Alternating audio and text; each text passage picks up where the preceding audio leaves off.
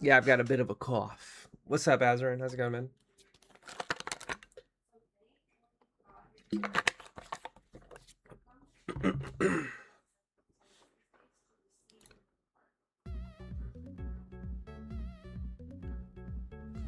What's up, Lockie? What's up, Bergs? Bergs, I didn't realize it until later on in Civ. You didn't make a religion. And if you're doing culture, you should probably make a religion, or at least have some faith generation, because rock bands and national parks. I guess you don't actually need that because you have Mounties. My fault, never mind. I'm sorry. Bummer you missed stream on Friday. Fucking who? Azarin?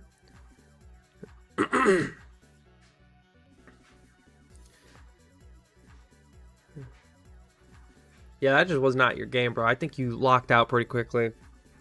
Was it spawning next to me that did it for you, dude? I was so fucked anyway. I just wanted to experiment and how I could try comebacking. Yeah, comebacks are very hard in that game. Oh, the nuked VOD. Oh, okay. Yeah.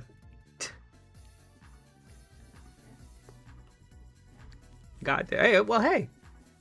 I'm not banned, so we did something, right? Luigi Mr. Worldwide last weekend? What does that even mean, dude? How's Dave the Diver? I wanted a new fishing sim, but I'm worried it has too many side mechanics.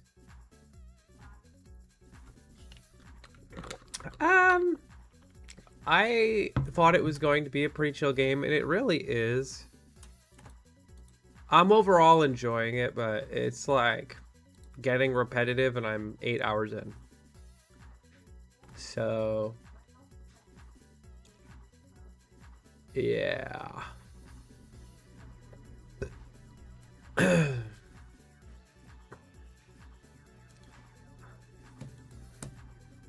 They're still like introducing new mechanics and stuff too. I don't have like the full game unlocked, but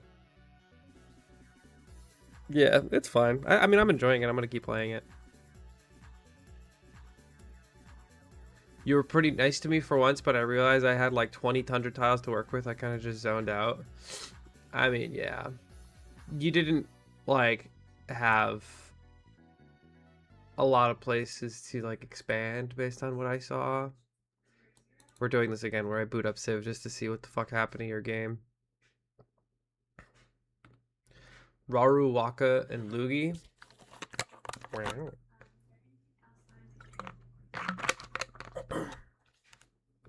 Wait, so Waka beat Leo? Is that what that means? Evo V2, thank you for the 21 months. Locky with the 40, the big 40. Oh my goodness. Yeah, I mean, Bergs, I needed you to trade to. You were my ally. So, yeah. I knew I was going to have to invade Jenks because he was just culture maxing. And he had like 40 military strength by the time I had Cuirassiers. So, he's got to die. I managed to get my cities tall as fuck, though. Yeah, dude, you had like a 30-something pop city, which is fucking insane. But you kind of had to expand a little bit. I think that like you know when you're playing um, Canada, you kind of have to accept the fact that you're not gonna have all tundra cities because the tundra is usually just not good enough. So yeah, it lasted longer than I expected after you deleted Jankum. I had to I had to do a good balance between actually warring you versus trying to win the game. So I didn't really have good enough faith generation to just be like pumping out tank units every turn. It's not really how Grandmaster's Chapel works. You also had a tech lead on me at the beginning of that fight, so I couldn't do anything too crazy. You could have pushed me. I genuinely think that you could have actually pushed back and maybe taken a city if you committed to it, but you were Leaning too hard on the science.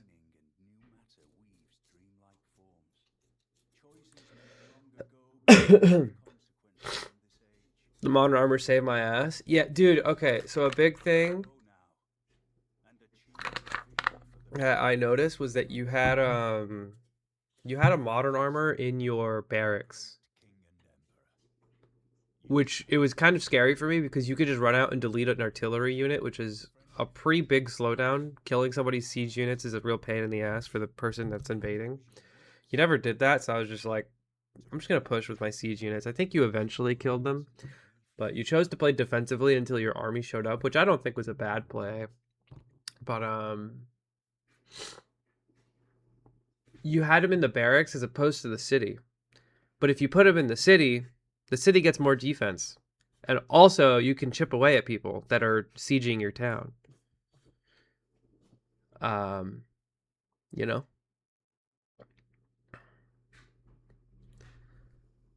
Surely one day this will actually boot up.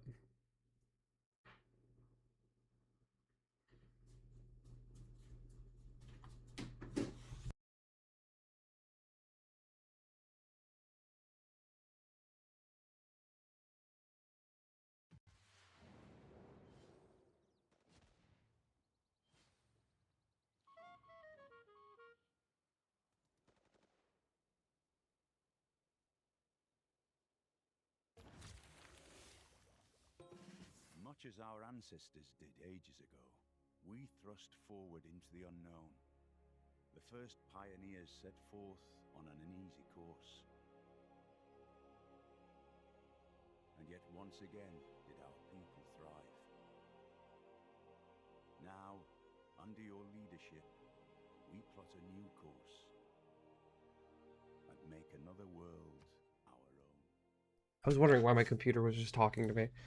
All right. Let me see.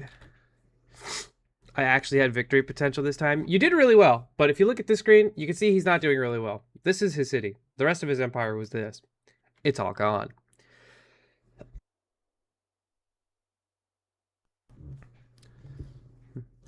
But yeah, like you had a modern armor because like for example, you see that 114 compared to this 146 for garrison strength. If I move this, GDR out, this goes for any unit. It just makes it take a lot longer to kill shit. So I think actually, you know what's funny is that I think that Sibo fucking threw. He should have won a while ago. Because he even said himself he could buy GDRs, but he didn't garrison one in his thing. So he's a fucking fool. And he sucks.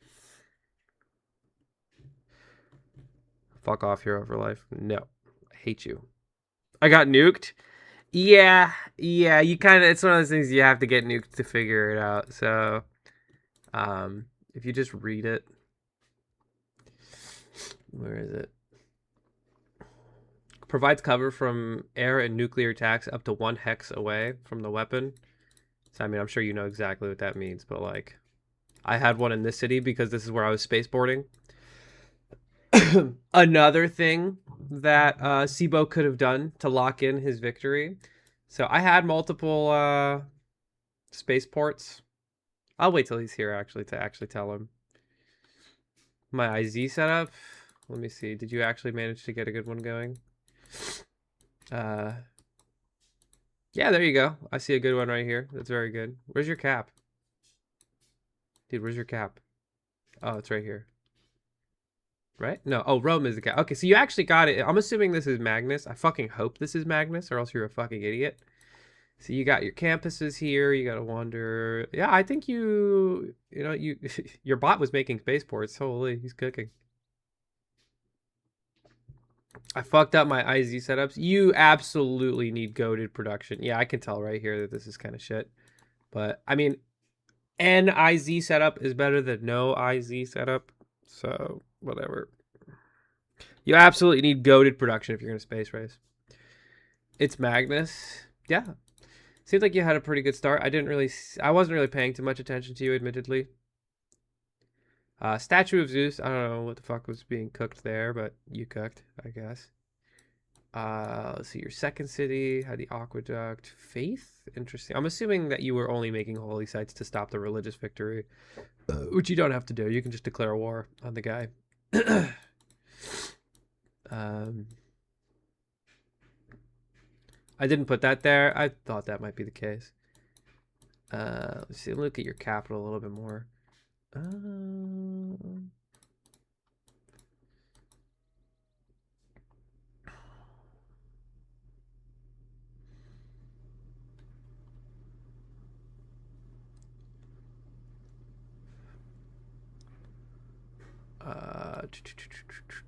What is this? A dam. White. So you have 2 more aqueducts, but nothing else. So the aqueduct is kind of a bait. I really only ever put aqueducts if, like, I plan on, putting an industrial zone next to it. So, like, these farms should, like, provide enough housing for you until you get, like, I don't know, sewers. And then sewers is probably the next best thing you can do for housing next to neighborhoods. So I don't think that, like, creating an aqueduct just to, like, get housing is a good idea. You shouldn't just throw these out unless you plan on putting an industrial zone somewhere in there. Isn't bath good for culture plus housing? Oh, actually, that's right. They have a unique set. I actually don't know what the bath does, so I take back everything I said.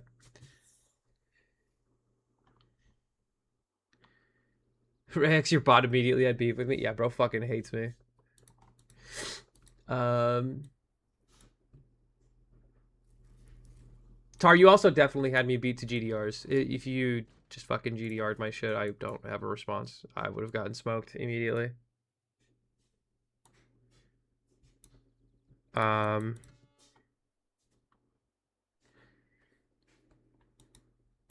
It's pretty easy to just, like, I mean, you had, like, a bunch of, like, decent productive cities, I assume. Actually, no, because you're struggling on production.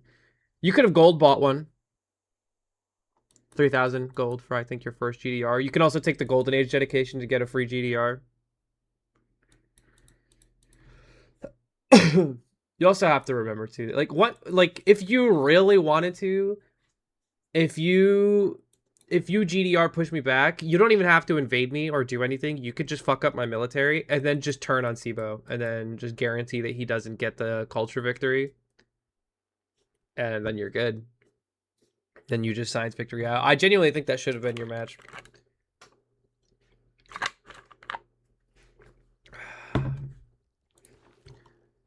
The science tree was also kind of a fucking pain in the ass. The way it ended up at the over here, information era. Yeah. How soon do you decide on a win con? By turn, like, 60, 70, I'm just like, all right, this is what's going to happen. You generally play balance the whole time, but you look at, like, what other people are doing and you're like, okay, so my competition, so like, if you're Sibo, for example, you understand that your culture for your competition for culture victory was Jenks, who fucking died immediately. So he cranked culture, which he was supposed to do. If you see that you're science space racing, you should consider making a military. Because anyone that is genuinely trying to do the space race, they go for this top part of the tree first and pick up research labs because it's an insane boost in science. But by going up here, they neglect replaceable parts, steel, tanks, like anything that is good for invasion is at the bottom of the path, where anything that's good for science, research labs and rocketry is at the top. So you have to remember that anyone that's, like, has a spaceport early probably doesn't have a good military. So you can invade them most of the time.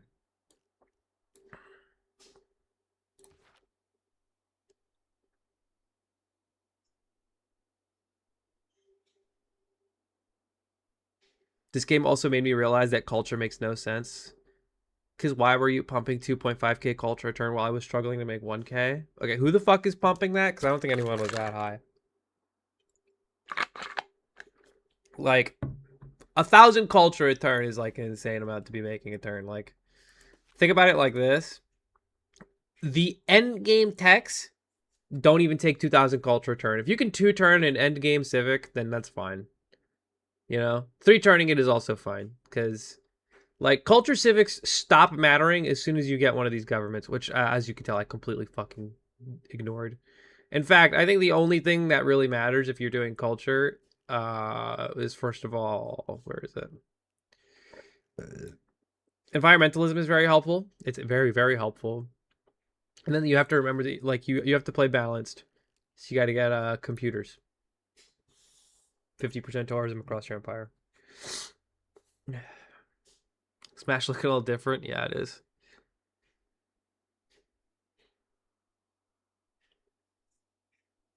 Oh, tourism is what you're talking about? Okay, so there's two different kinds of tourism. There's domestic tourist, which is like, consider it like your defense. This is your defense points. Is your domestic tourism. Now, generating this also still helps you win culture victory, but stuff like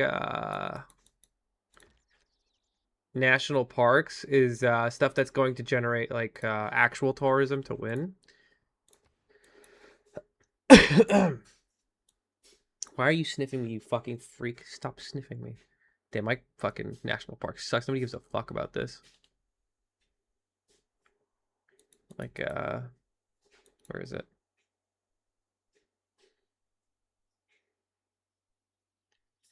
It's where I don't fully understand how it works, but just like generating tourism is what you want to do. So, I don't even think you have a national park, do you? Did you make this city or did the pot you made this city? Biosphere is very funny to put there. Uh,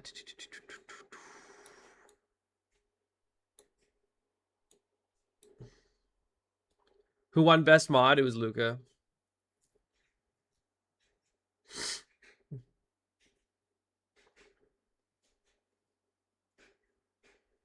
You nuked my national park. Get fucked, dude. Almost made it to 40 pop. Yeah, you're getting there. You definitely needed to make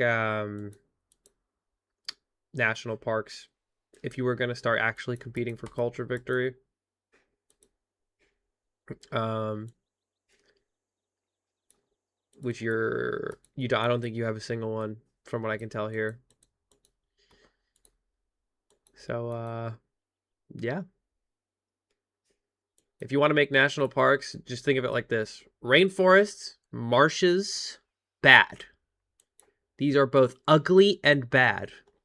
Mountains and normal forests, good, very good. And that's how you make a national park. I keep forgetting that I need a setup for that. Yeah, there are a lot of steps to it. Sometimes you have to like move tiles around and shit too. Like over here, I could have a national park if I move tiles around. I think right here maybe. No. If I built some woods over here, I could make a national park. Let me see. Can't fucking buy the tile, but you get the idea. Why is this not fucking beautiful? What is this? You have woods next to you. Whatever. If I got rid of this plums improvement, I could have a national park. 5. Built some woods here. Got rid of this plantation. National park. Got rid of the woods. Or the rainforest, rather. Building woods increases appeal. It does, yeah.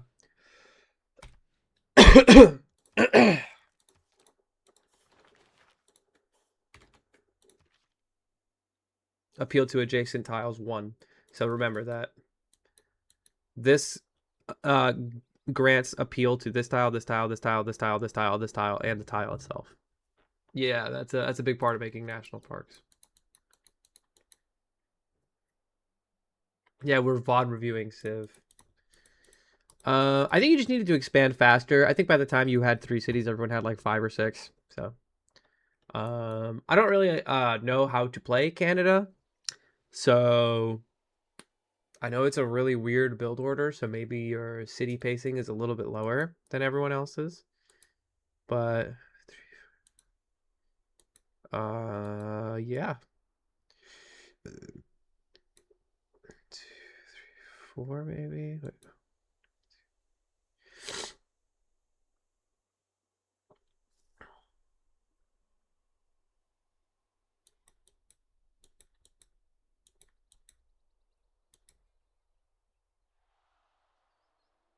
Took me like 20 turns to get another city out. Yeah, that's way too long.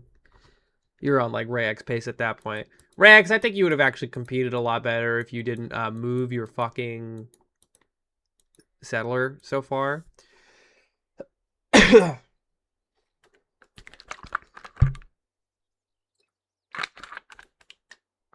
Also, Rayx, I know since you're here, you're probably going to want to know this, but this is the religious situation.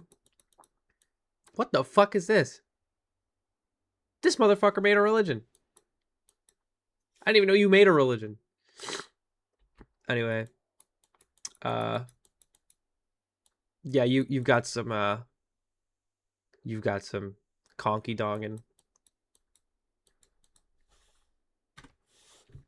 Third turn settle was a bit of a throw, but Sibo should have won. Like, okay, you should have won first, but then once I conquered you, Sibo should have won. It was definitely a close race between you two. Well, not including me, I guess. How the fuck did it spread to your city? The bot, maybe? Or trade routes? This is not like a replay, but like basically a replay. I'm just looking at the map after the fact. Something that Sibo could have done. He has a make a submarine or a naval raider. You can just pillage this. You can just pillage this spaceport. I realized it like way too late that he could have done that, and I pushed a GDR over here, but it didn't fucking matter. He just didn't do anything.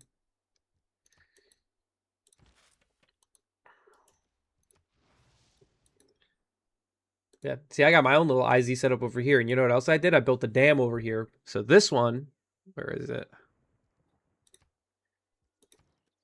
Had 11 adjacency bonus because aqueduct to aqueduct dam. And then another IZ.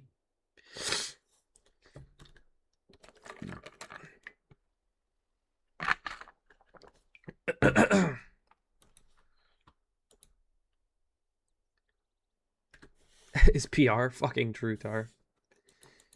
Yeah, I think if you just built an army tar, you would have been fine. The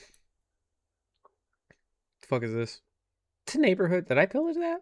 I don't think I pillaged that. I think it got nuked.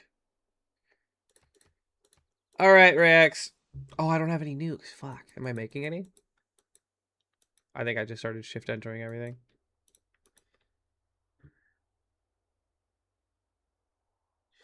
A pilgrimage to Mogadishu this year? No.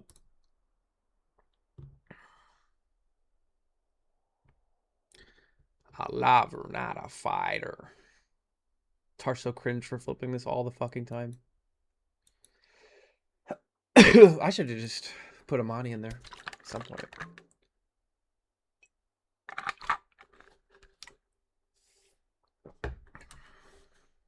Culture is more fun in theory, but science is simpler and ends up being more fun that way. Yeah, I think science is simpler and arguably better. And more fun, just because you get to make an army and you get to kill people. Hee. Sick fucking modern armor, dude. Where are you going to put that? You think your bot will be friends with me?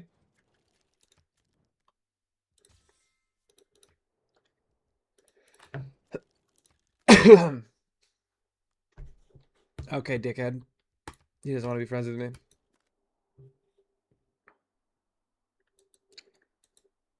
My Civ cheat sheet now. Build GDR. I mean, they're goated. Like, fun thing about GDR that you should probably remember. Headbutting the city. That's cool. Do the ranged attack. It does way more damage to the walls. So you do that. And then you walk into it. And then you do a fuck ton of damage.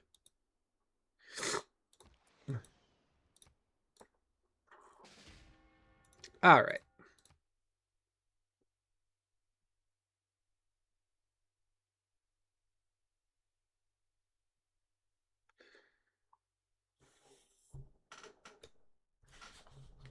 Enough civing it up.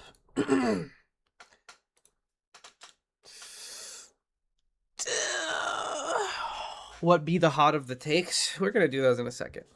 Just gonna chill for a second. My throat still hurts from talking so much. My voice is clearly raspy.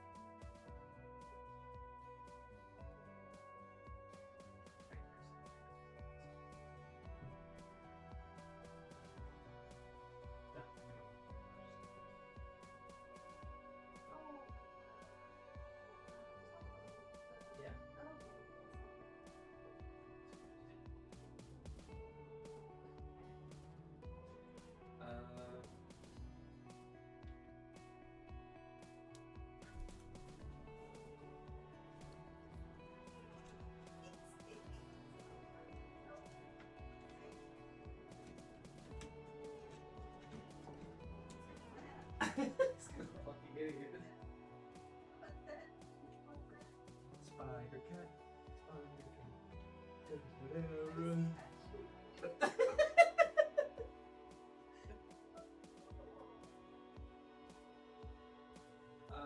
For dinner,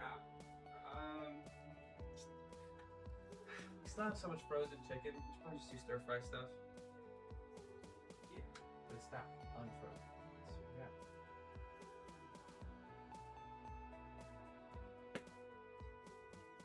Huh? We don't have frozen chicken? Frozen chicken right there! Boom! Yeah. Thank you. You'll figure it out. I'm working.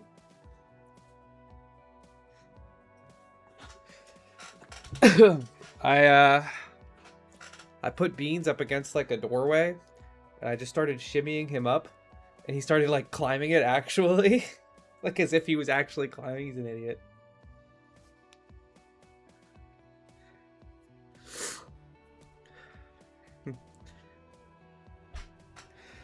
Yo, you're having another kid, Rocket Sauce? God damn.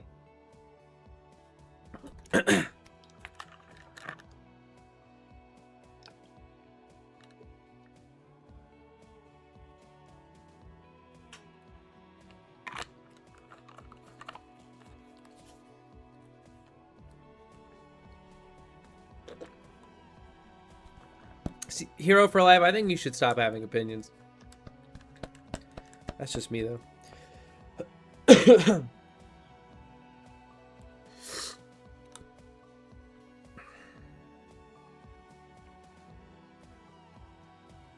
You're gonna probably not like mine.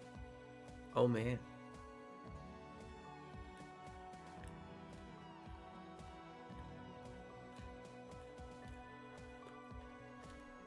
Uh-huh. Yes, I am Jake Steele. We don't know yet, Mr. Awesome.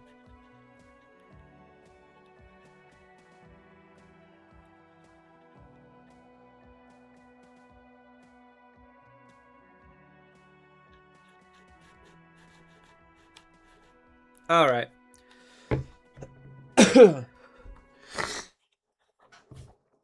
Let's do it. Let's get into some gaming hot takes. I tweeted something along the lines of give me your hot gaming takes. And yeah, that's what we're gonna do. We're gonna look at some of the gaming hot takes and judge them for their almost definitely wrong opinions. Because that's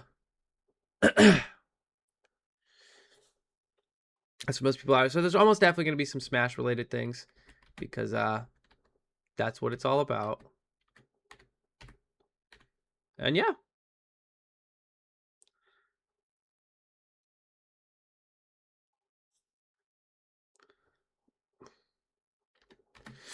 All right, let's get into it.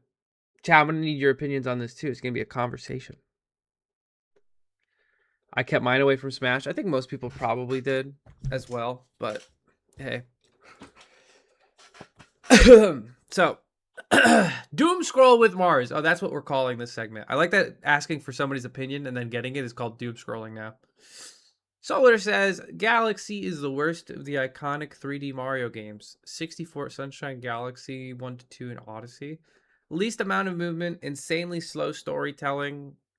People don't play Mario for the storytelling, bro. Overrated by the Wii's popularity and highly glazed due to childhood nostalgia. Personal favorite is Odyssey. Okay, are we gonna pretend that like Mario 64 holds up? No, it kind of fucking does, dude. I don't know. Yeah, I think it might be a bad take. I don't know. I think like every 3D Mario has a little something wrong with it. Like 64 is like it's a game to master. But if you're playing Mario 64 for the first time, it doesn't feel good, you know?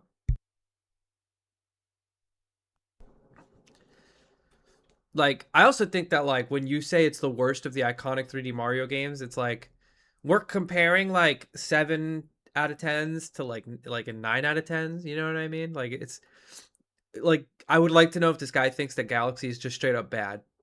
I don't know. I played Galaxy way back when I was a kid. I don't actually remember if it's good or not. I just remember flicking the Wii remote and it spins and he goes, "Yeah!" and I liked that.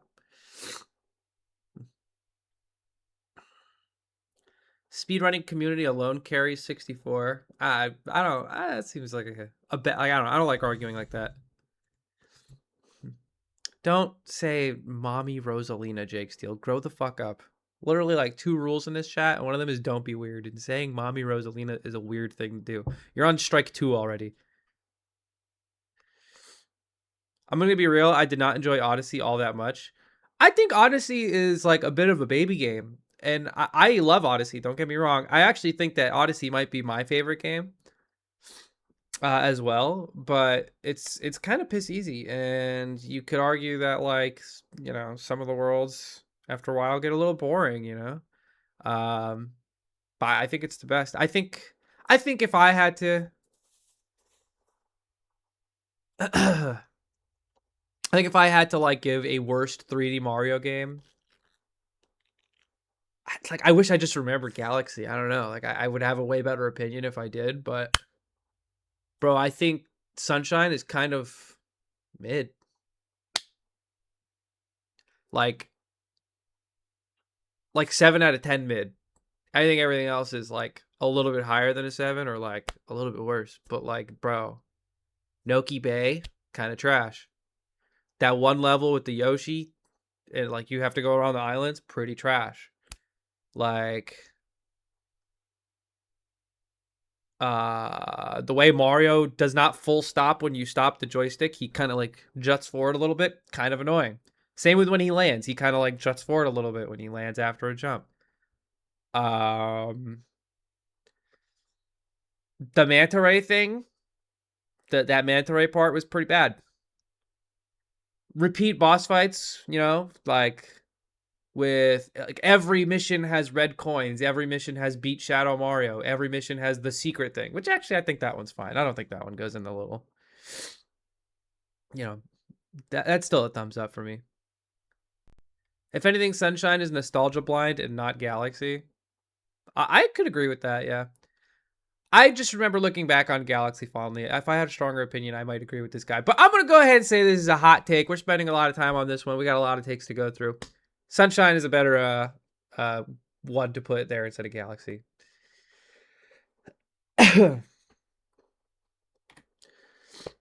Mohammed SSB says, on the lowest of keys, in a world where Smash was a super big enterprise esports like League of Legends or Valorant with massive prizes and international competition, China, Korea, and other countries that dominate those games, the best character at that level is Min Min Free. She's just not fun. She's just not fun.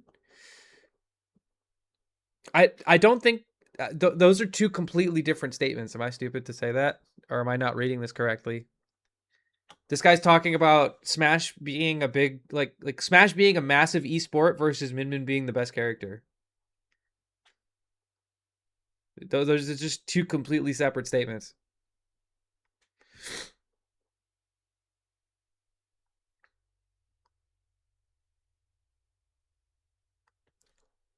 Like the meta doesn't change just because like the Smash esports become bigger. This is yeah, this is nothing. This guy is just cooking a nothing burger, seasoned with absolute horseshit. If Smash was bigger and more people metaslaved, Min Min would be picked more. I guess. I think that's kind of how I'm reading this. But I also think he's wrong. I don't think that Min Min is the best. She has some clear flaws. I think Dormigi's just nasty. So it's a hot take in the way that it's wrong. Yeah. Uh, there you go. This guy main's a -3 in Min Min. That's the only way you can hold this take. Bro's an Aegis player. 100. Actually, wait, no, he's a Joker player. Yeah. I don't know. I mean, Joker does fine against Min Min.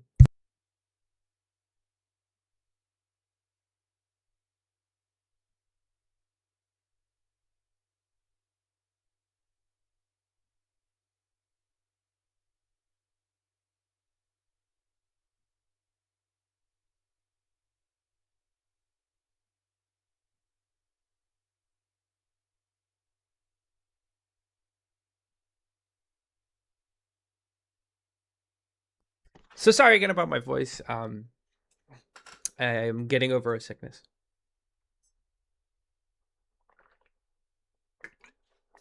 Muhammad is the yeah, is that the YouTuber I watched earlier? I think you might be right.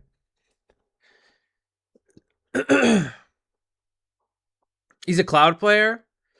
Oh, that checks out. Sick again? I guess so. Official Yeet Wheat. Yeet a Wheat. A game should not nerf or buff a character's slash build before allowing time for counterplay to show up. I feel like monthly patches that aren't big bug fixes or stuff like that aren't enough time. Sorry. Like maybe we didn't need Pichu self damage being increased. I kind of agree. I actually agree a lot. I think this is a cold take, not a hot take, but an agreeable cold take. It sucks because you're right. A lot of people they do cry buff or nerf as soon as they think something's broken without considering any counterplay. So, you know, I think a really good example of you being correct in this case is Palutena. Palutena went virtually unchanged throughout the entirety of the game. And she's fine. She's pretty balanced, you know? I think that, like, early in the game, everyone was like, oh, she's broken. She's brain dead. She's, like, very one dimensional. There's no counterplay. Like, she does too much damage. Da, da, da, da. And I think part of her, like, fading into irrelevance is the fact that she got power crept. So, you know, maybe I'm not entirely right in that way. But the first game that I think about is like Rivals of Ether, because these guys, they buff and nerf things on reflex. The community doesn't like shit, nerf it. The dev doesn't like it, nerf it. You know? I agree that things need a lot of time to simmer. I think like Capcom's approach to balance is usually pretty good. I say usually because Street Fighter 6 specifically has had some questionable decisions. But like they'll go like a full year plus without actually changing a character, and I think that's like a really good time to like let things just simmer and have people adapt.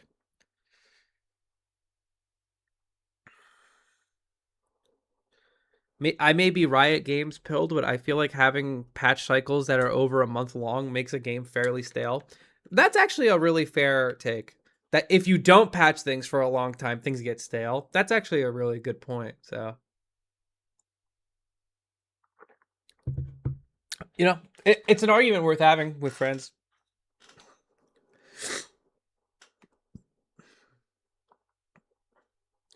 But specifically, maybe we didn't need Pichu self damage being increased. I don't even think that's the worst thing that happened to Pichu. I think the worst thing that happened to Pichu was like F tilt, and I don't even know what the other nerfs were. But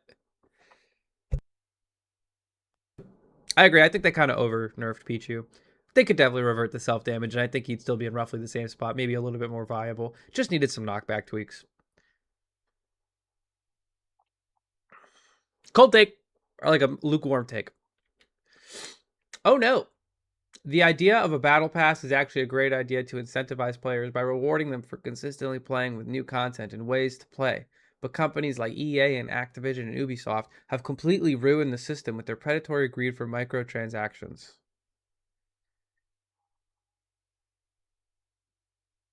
Again, I feel like uh, hmm, I might need clarification. I do agree that, like I agree and I disagree. I think like calling a company greedy for microtransactions is kind of crazy. Like I think just being like, hey, you can buy this skin for your weapon for $1. Ooh, $5 and you can put your character in a little bunny suit. That's money that you're choosing to spend. You can just play the game without it. I actually think that microtransactions are kind of fine unless they're like pivotal to like gameplay or like giving you an edge over somebody else. Which I guess that's kind of where like, the argument, gains a platform because there are games like that. Trying to think. I think Pokemon Unite was like that, right? For a little bit, you could like buy shit. Or no, the Pokemon trading card game. You could like buy booster packs or something like that. I don't remember. I didn't play the game.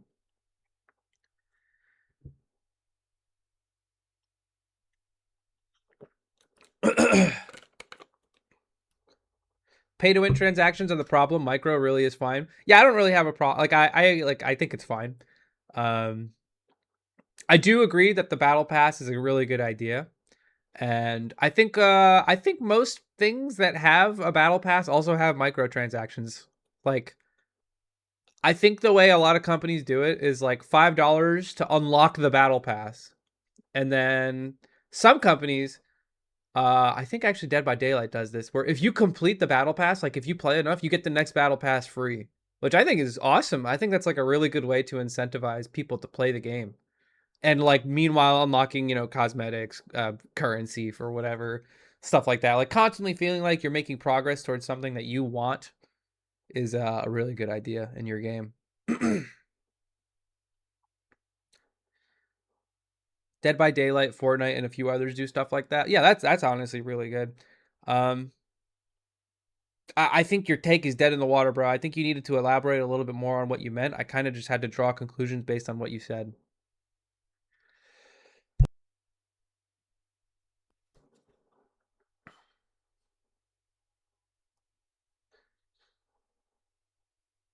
Playing a game or being good at the game should always net better rewards than throwing money at a battle pass. Yeah.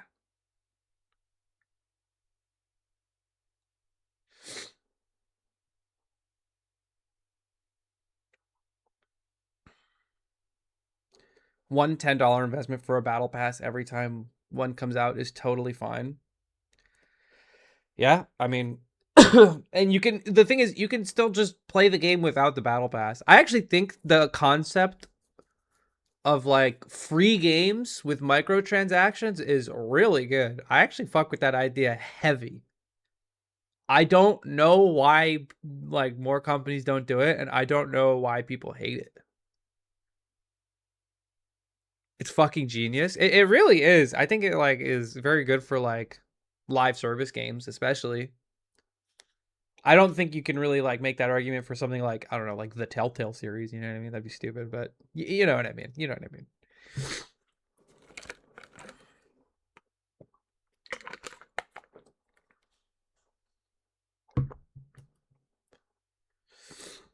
All right, moving on. Tissue necrosis. League of Legends is fundamentally the worst game ever made for how it converted all game devs into slopping their shit into competitive 5v5 or 6v6 soulless husks. The reason why indie and Nintendo remain popular is because they're incapable of following the comp trend. Um So what you're trying to say...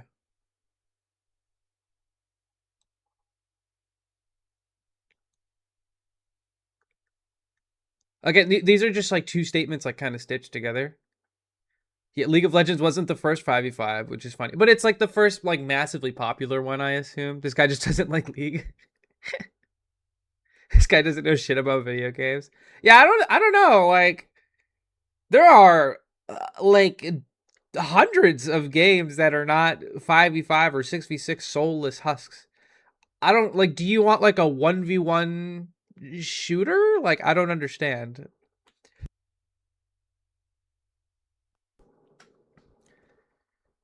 The reason why indie and Nintendo remain popular is because they're incapable of following the comp trend.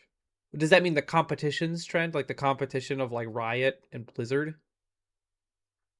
I'm assuming that's what they mean. Like the only reason Nintendo is popular is because they can't make a 5v5 or 6v6 oldest husk. That doesn't make any sense to me. That's not a real sentence.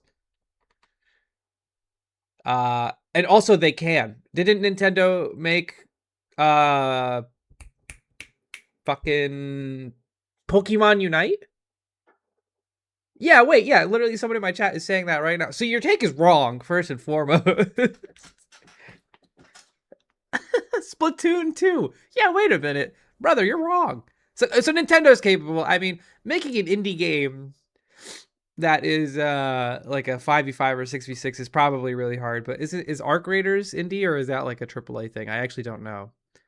Uh do you I mean if you guys know about Concord, that is a failed 5v5 Nintendo or indie game thing. That's just the wrong take. Yeah. The take is on fire because it's trash. It's a flaming pile of poop.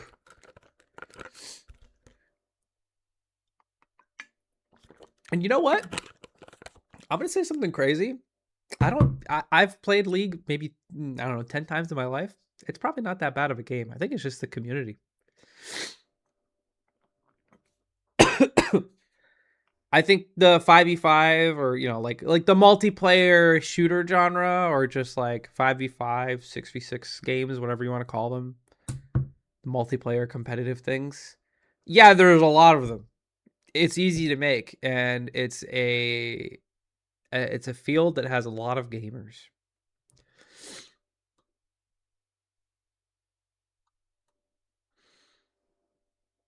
League is good, everything around it is garbage. Yeah, that's unfortunate. Anyway, bad take. Jerry Peepers' 2025 game of the year was Look Outside with Silk Song at a distant second and E33 at like 7. Whoa, whoa, whoa, whoa, whoa. Okay, wait. Okay, so these are three different takes. Hold the fuck up.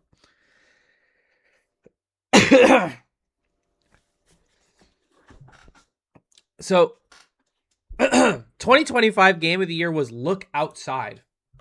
That's not nobody has ever even heard of this game.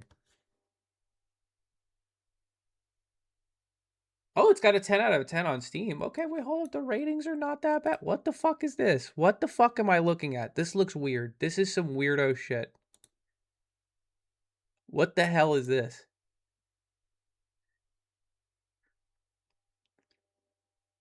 Okay, it's got good reviews. The art is really fucking weird. I don't know what I'm looking at. I'm gonna go ahead and say the fact that it only has 6,000 reviews on Steam and the fact that I've never heard about it is that it cannot be Game of the Year because nobody fucking played it. It could be your Game of the Year, sure, but I think a degree of popularity needs to be considered when you're talking about Game of the Year, the game of all time, of this time.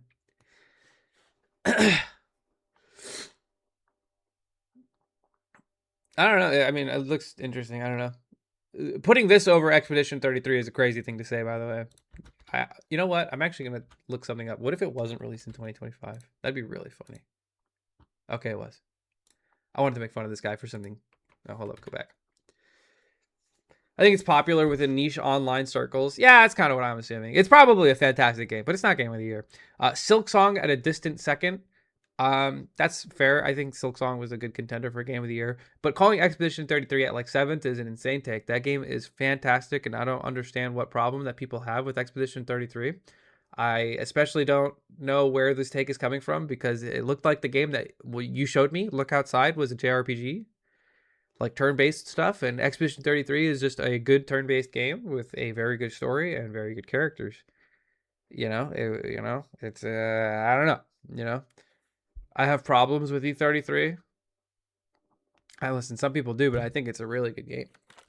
Yeah, but E33 is French. That's the first problem that a lot of people have.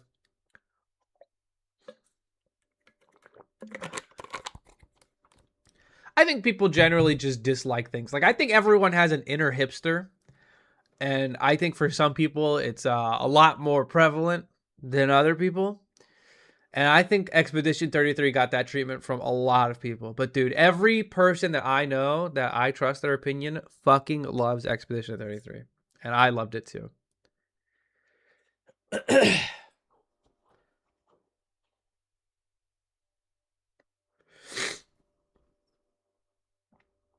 People who don't get that game of the year is about mass appeal. Yeah, like it's a good point, you know. Um I mean, if I keep talking, I'm probably just gonna end up repeating myself. It's almost a walk in a straight line simulator. Combat music and overall design were top notch. Story was also great. Walk in a straight line simulator. It's really not. I mean, you're rewarded for like exploring nook and crannies and stuff. Like you literally get like healing tints and AP tints and revive tints by exploring the world. And not just like the overworld, but like the actual like little dungeons and shit too. As soon as you get Eskia, every little corner of the map has like an enemy or something for you to find that's like a little mini boss that gives you like a weapon or something, you know? You're probably not going to use that weapon, and maybe the thing that they give you is total garbage, but to say that it's like a walk in a straight line simulator just feels wrong. It's really repetitive, though. Sure, man. I also think that Dark Souls is a really repetitive game because all you do is hit monster and roll, and then you walk in a straight line. Sounds stupid when I say that, right? Anyway, wait, I'm right. Wait, Dark Souls sucks? Wait. That's my hot take.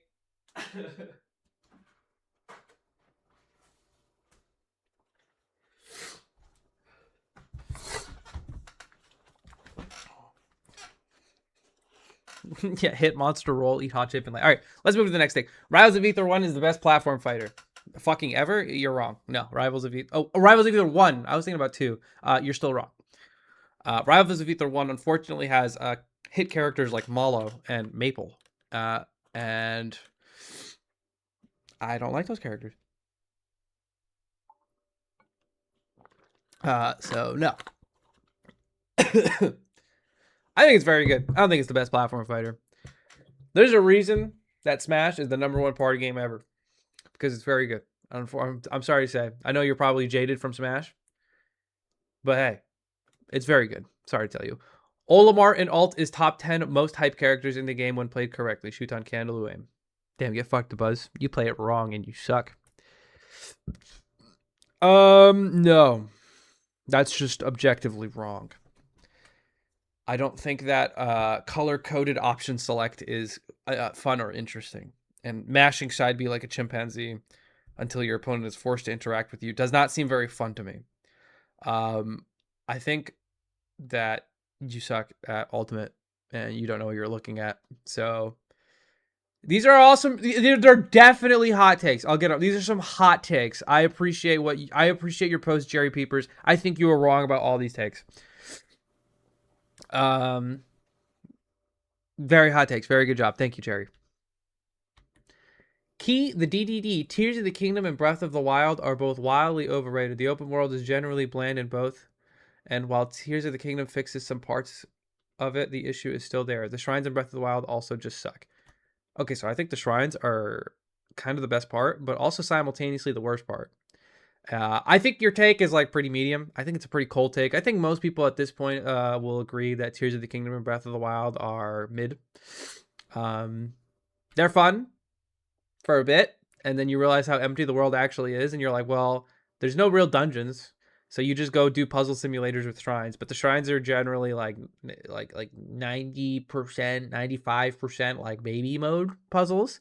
You look at the two things they give you and you're like, these are, I'm going to use these two things to solve the room. And if you could do 2 plus 2, you could probably fucking solve every shrine in the game. Some of them are actual like head scratchers or like require a little bit of skill and thinkies, but I do think that they are overrated. I don't think this is a very crazy take, and I don't like Tears of the Kingdom or Breath of the Wild that much.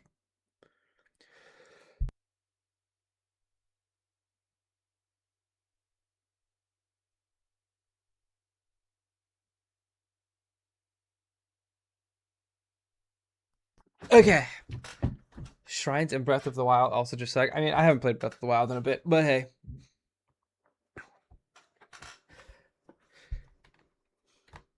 Expedition 33 fans have never played an RPG. Only seeing how they glaze the game for things every JRPG does in making bold statements such as it saved the JRPG genre or it is revolutionary. While I have never seen those things mish. I've never seen people say those things, but I don't doubt that people have said such things because people are very dramatic. I have played an RPG before. In fact, I think that you're wrong. It's definitely a hot take. And I think I would look at that as a good thing. If Expedition 33 was the first game to get people to play RPGs, maybe it's, it's making them interested in RPGs. Maybe they're going to play more games. Maybe games get more popular. Maybe that's a good thing.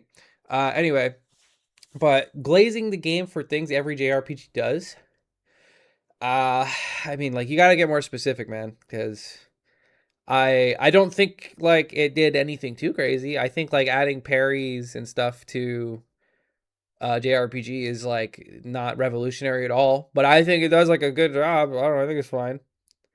It's like dude, like fucking Mario and Luigi games do that kind of stuff where you have like some agency in enemy phase, you know? I don't think the gameplay is like the greatest thing ever. I think the story and the characters and the world is what carries Expedition 33 to being one of the greatest. I have never ever saw a person say Expedition 33 saved JRPG genre. Yeah, I think that's an insane take to take. I don't know. People bought the Persona 3 Reload. People are really excited for Persona 4 remake. There's more RPGs out there, JRPGs and shit that are coming out. What was that one game? There was one game that came out like 2024 that people are excited for. JRPG is fine. It's always going to be fine. Dragon Quest does good every time. People will keep playing the Dragon Quest remakes too. If anyone is saying it's saved the JRPG genre, they're stupid because they don't know what they're talking about.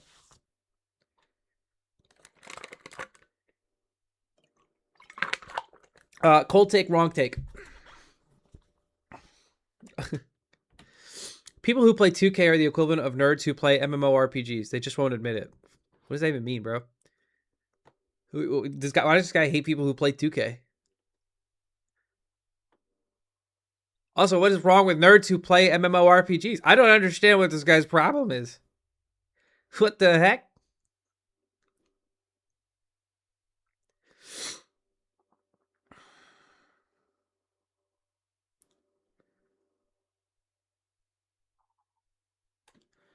Um, Listen, I think the idea that what this person is trying to say is that like people who only play like 2K games are not real gamers, and nerds who only play MMORPGs are not real nerds. Um, or are we just saying that? I really don't understand this take. I don't really know what he's trying to say. He just hates people. Yeah, right. People who play 2K are the same as people who play MMORPGs. So like Final Fantasy 14 or RuneScape, right? He's saying that they are real gamers and they refuse to admit it. I don't know, dude. I don't know how you like I guess what you can try to like contrive from this is that people who play 2K really only play 2K. And people who play MMORPGs really only play MMORPGs, which I actually don't think that second one is true at all. I think if you play sports games, you are way more likely to be pigeonholed into that genre of game. Whereas everyone that I know who plays Final Fantasy 14 or RuneScape also play other games. So I think you're wrong.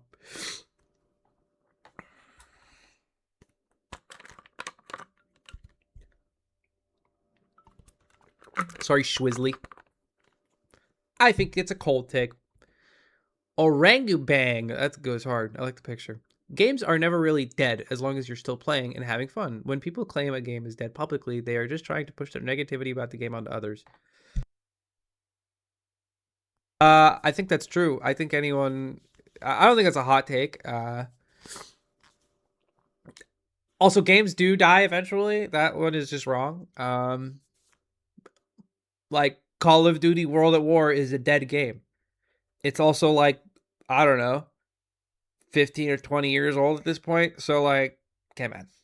I'm assuming he's talking about like Smash because people like to say Smash is dead. It's on the decline and that is undeniable, but it won't like be. It's not dead. It won't die because it's just like, I don't know, an industry titan. But I do agree that when people are saying like a game is dead, they are just being very pessimistic and being very negative, which I think actually like helps in killing a game. Air quotes. Left 4 Dead is dead. Yes, correct.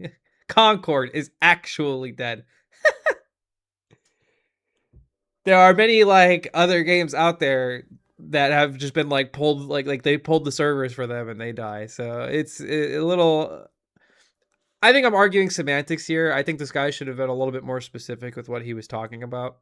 But I think it's an agreeable take to some degree. Like half of it is good. Like the second half, where people are pushing negativity, is very correct. Games do die, unfortunately. That is just the truth of it. I think you were just straight up wrong. Um, Games are never really dead as long as you're playing and still having fun. Like, yeah, if you're playing it, like people only use that terminology for like multiplayer games. So anyway, Tavares. Hey, we've watched his content before. What's up, Tavares? I hope you see this. Story-focused video games are greater than movies, and it's not even close. If I had the choice between a story becoming one or the other, I'd choose the video game 100% of the time. That is a hot take. Actually, a very good hot take too, because this was a topic last week. Holy false. I agree to some degree. Hold on. Wrong. First of all, Tavares, goat. Thank you for your take. Second of all, I agree that I prefer video game stories over movies. Now, I do think it's close because there are two different like mediums of storytelling. Uh and there are like several movies that not like that would not necessarily be better as games. But I'm also a gamer. So you're talking to a bunch of gamers, so I think that most of the time people would probably agree with you.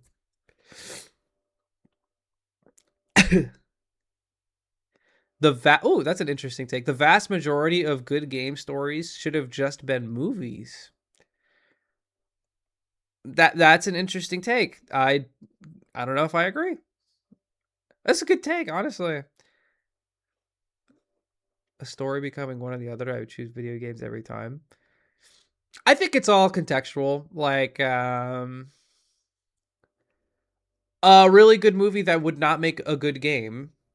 Parasite. Have you guys seen Parasite? I think that's a very good one. Shutter Island, I don't think would be a very good game. Fight Club would not be a very good game.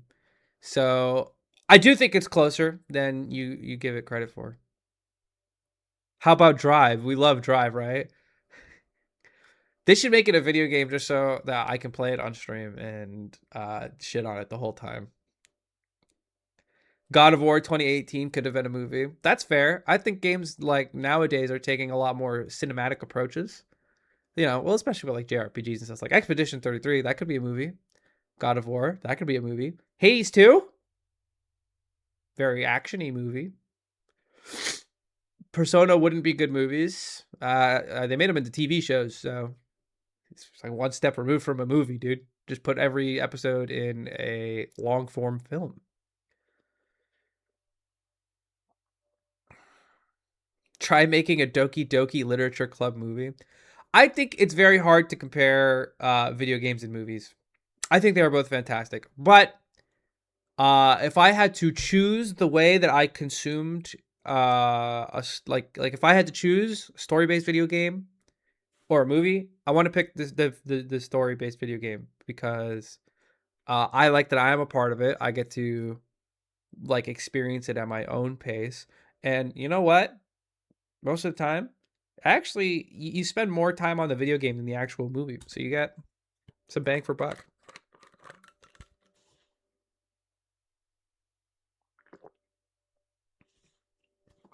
Thank you, Tavares. Great take. And I think it's a hot take too. Hot take, flaming hot take, best take so far. Moving on. Mr. Yoloshi, whatever, man. The Bible is mid. Lord of the Rings, The Return of the King is way better. Well, we can actually pretty easily figure that out. What is better between the Bible and Lord of the Rings? Because we have Google. Thinking. Neither the Bible nor Lord of the Rings is objectively better. We need ChatGPT or something.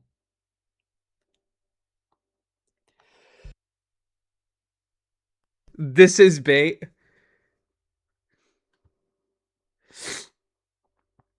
Hold up is writing fire. Fuck Google. What do you mean this is bait? What do you mean?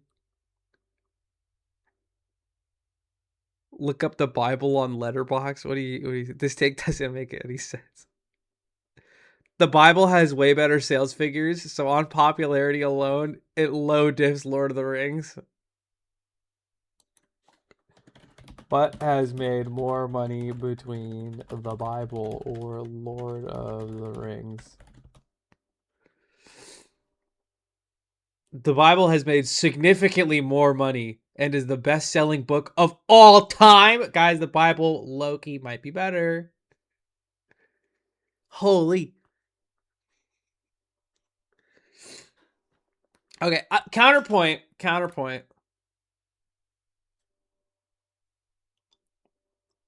Lord of the Rings has a lot of memes about it and is a lot more like relevant, like situationally relevant. I am more likely to talk about Lord of the Rings than I am the Bible. It's probably because I've actually you know, watched Lord of the Rings and I have not read the Bible. So, Bible memes streams when? This is a hot take for sure, bro. The Bible has plenty of memes about it. Yeah, why don't we talk about it in chat while I go pee?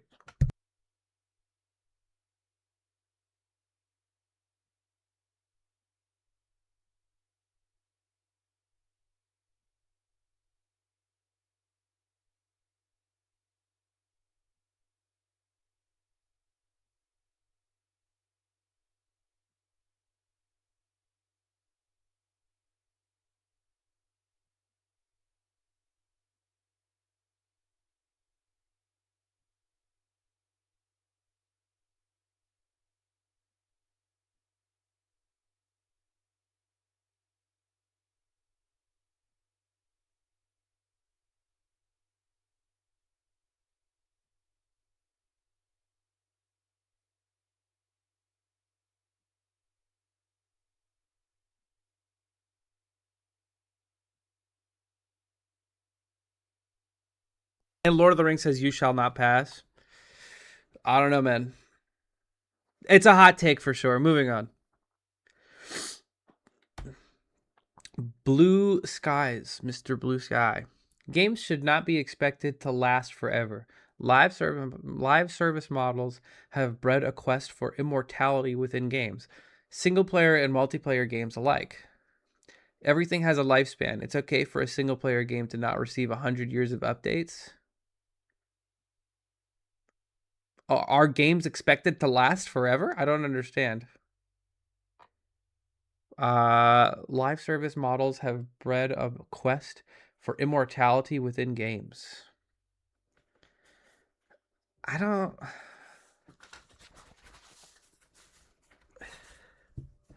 What? Pirate software take? I mean, yeah. I mean, what single player games are getting updates? Like I guess like Expedition 33 is getting updates and like Hades 2 is getting updates, but yeah, eventually they're gonna stop updating it, and that's fine. I'm surprised it's not already done. Live service games should live forever, in my opinion. Terraria, Minecraft. Yeah, I mean, I think so too. Just like expanding on shit that's already good is kind of a great idea, no? It's like, what if we had like the best game ever and then we kept making it better, you know?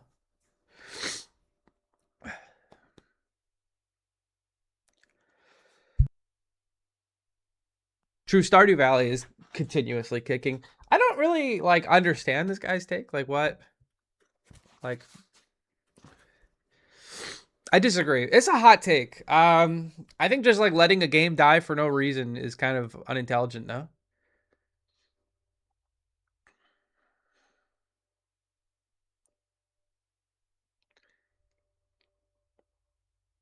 Expected in single player the keywords.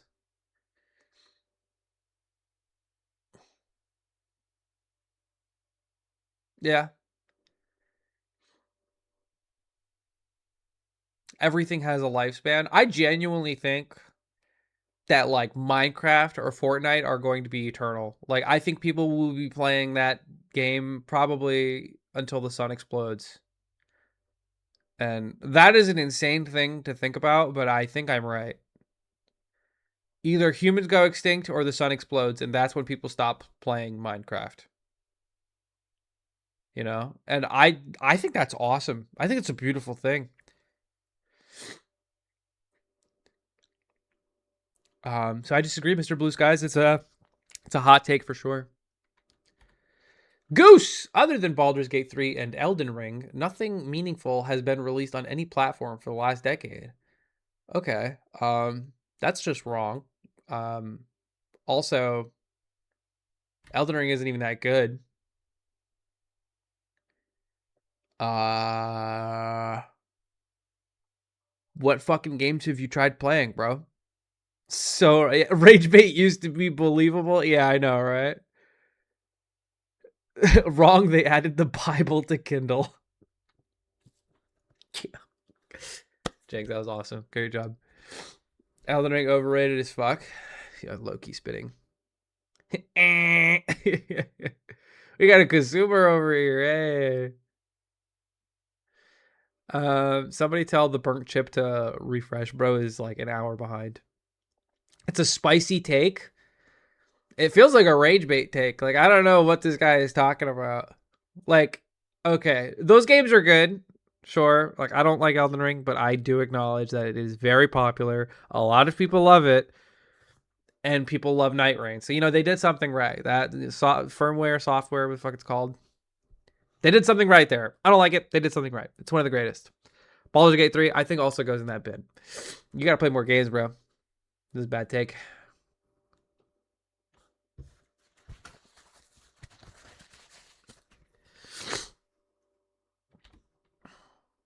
Ooh, Vars, my goat. Let me out of your basement, please. No, Vars, you still haven't fulfilled your contract for 10 more years of making videos for me to react to. You're almost there. You still have 10 more years. So 90% of players who play any ranked game do not have a plan or training regimen in place to improve, but complain they're hard stuck or can't climb or get better results. It's like trying to go to the gym without a plan. You don't get anywhere. I agree.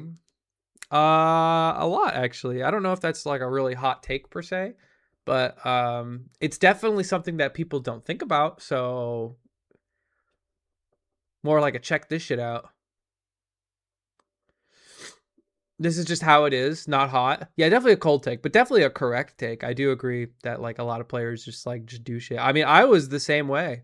I was that 90% of players who just went to tournaments and just naturally got better. I didn't training room, I didn't VOD review, I didn't bounce ideas off of other players. I was just boosted by my own ability to adapt to my opponent's options. And I knew how to press the buttons because I've been playing Smash for, I don't know, 27 years at this point. So, you know, So you are no longer the 90%? No, I still am. I still don't do those things. I don't have a training regimen. Anyway, people often don't need a regimen to get better. I agree. And I think that if you genuinely want to improve at a game, you should have like you really want to get better, you want to get that next rank, you want to be better than like the opposition, then you need to put the time in. And that is true for anything in life in general. You need to put the time in to improve. That's what college is all about, right? No, labbing is for fucking nerds, Jorman. I didn't do that shit. He's the 1% of the 90%. It's true. Just curiosity and enjoying the game gets you so far. That's true. Thinking about the game all the time. How did you train when you were younger? I didn't. I put on stamina mode in Melee and I pretended to do my own story mode where the main characters were Fox, Captain Falcon, and Link. Those were my top 3 characters that I really liked in Melee. And like every time in Melee when you would lose all your stamina, the game would like super slow down, and then like if the move didn't actually put them into hit stun, they just like ugh. I would pause during that animation and then like say a cheesy little quote every time. And that's how I improved at video games. Yeah. Read this tweet in Vars's voice. My voice is fucked right now from being sick. 90% of players who play any ranked game do not have a plan or training regimen in place to prove. He would talk way slower, but complain they're hard stuck or can't climb or get better results. It's like trying to go to the gym without a plan. You don't get anywhere. I'd have to watch a Vars video, so that would be better. Sriracha! Having any Smash Bros. Game in your top 5 games means you have to play more video games. I don't agree with that, but I do think it's a hot take. I think that a lot of gamers are in denial. No, do not say true CS, because hear me out, okay? No, hear me out, hear me out. A lot of gamers are in denial, and I think that Sriracha here is one of those gamers, just based on what I'm reading right here, that put thousands, and I mean thousands of hours into a game and don't put it in their top 5, are coping super hard. You cannot tell me that a game is in your top 5 without putting that many hours into it. That's just a lie. You are lying to yourself. It might not be like in the top 5 games you enjoy, which actually I don't even think that's true because you've been playing it for so long. You know what I mean? I think mixing PvP into other games in your top 10 list is the real mistake. I don't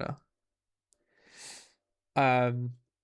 Like unfortunately, I think Smash Bros goes in my top 5, and I think you just look at the stats for that one. Like I love like many other games and many other series, but unfortunately, you know, I've put an egregious amount of time into Smash Bros, and I've had fun a lot of those times. So I think it's in my top 5.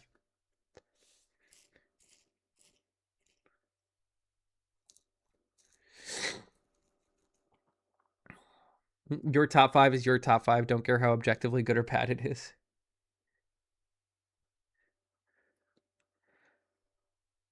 Having any Smash Bros gaming. I mean, I play a lot of games. It's in my top 5.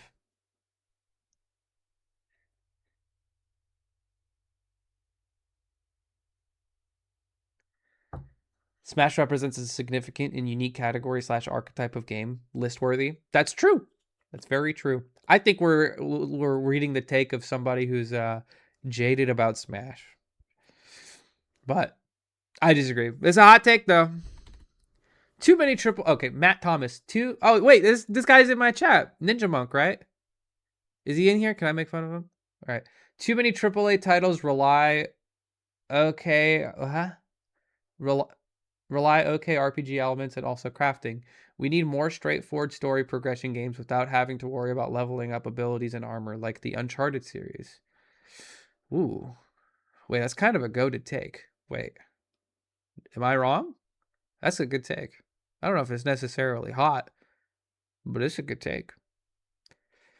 Caught!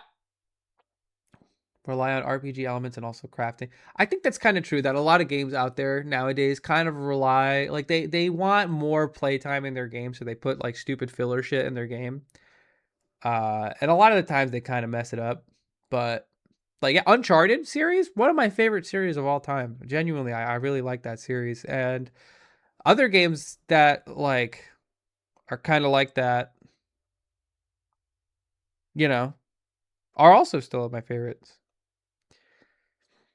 I think stupid filler ends up hurting more than helping. Yeah. When I saw the RPG and crafting in God of War, I groaned big. That's so true. God of War didn't need that at all. I think that most games like don't just they just don't need it. Like so many games would be better if you didn't have to craft stuff or like you didn't have like a skill tree or something. They can just like upgrade you slowly. They can just trickle down some like upgrades. Like I think Prime 4 or like the Metroid Prime series is like a good example of like we're just going to trickle you like upgrades instead of making you craft them or give you a skill tree or something like that. Um I think like the Tales of series. Well, actually they have crafting now. Never mind, but never mind. I think it'd be better without it. AAA games are just checkbox completing games. Yeah, most of the time. I think so actually I wanted to bring this up, Mr. Awesome, because you said I can't play Last of Us because it's boring. Okay, well that's actually not exactly what I was expecting you to say. But games like The Last of Us or like Resident Evil 4, I think that their crafting systems are like integral enough to the gameplay that I think it's actually kind of good because you have to like choose what stuff, like what kind of ammo you want to progress. The game is still on rails, but you know, the crafting is nice. I think it's done well.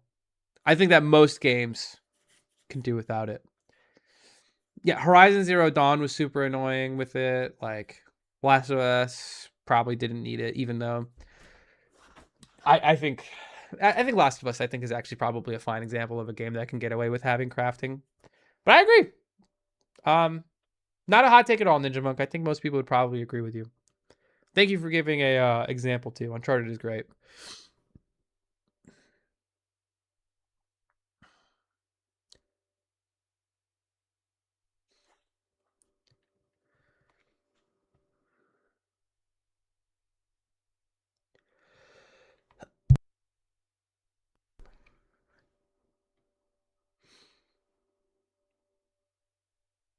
Hades 2 crafting is kind of mid.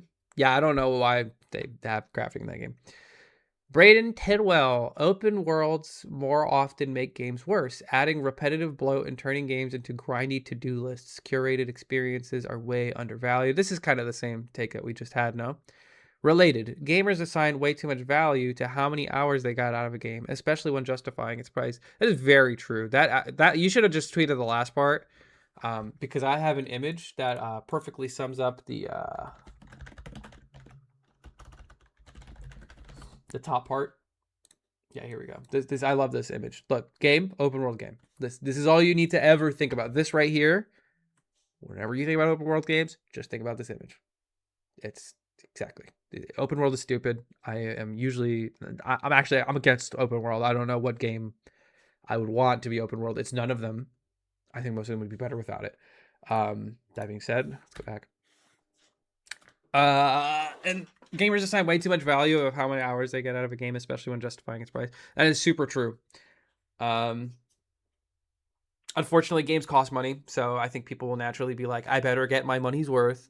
And then they like play the game, have a fucking blast for like, I don't know, however many hours. And then they're like, damn, I wish that was longer. I paid like $40 for this, you know?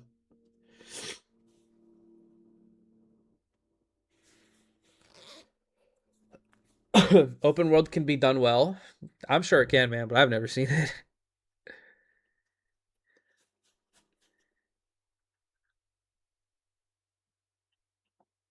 I didn't. I liked Breath of the Wild, but I don't think it's an amazing game. Um, I like the second part of this post more. I kind of want to talk more about that. Um, I recently, as in last year, played Disco Elysium for the first time, and I think I beat that in like 10 or 15 hours or something like that. And I got it for pretty cheap, but I think the full price right now is like 30 something. I don't know. It's a good, like a decently priced game. But like, dude, it was one of my favorite games that I've played in a long time. It's very memorable to me. Um, and it was like the perfect length, you know? How the fuck did you beat it in 10 to 15? I'm the GOAT, dude.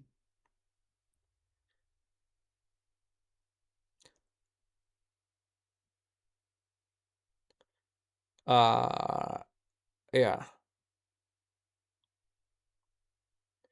Spending $80, or I guess in this case, euros in a game. No, you said dollars. $80 in a game that you were going to play 10 hours is just, it feels so bad.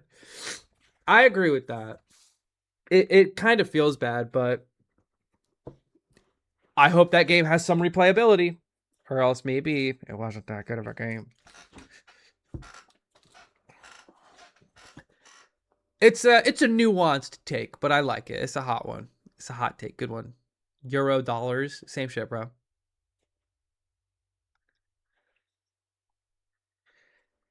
Dude, Mario Kart World, yeah. Like that felt bad. I spent like $80 on that and I hate that game. I'm so serious.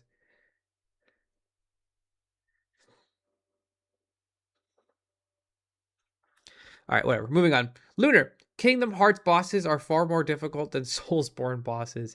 I'm beating Elden Ring as a Kingdom Hearts player faster than a Souls player will with Kingdom Hearts 3 Remind alone. I mean, uh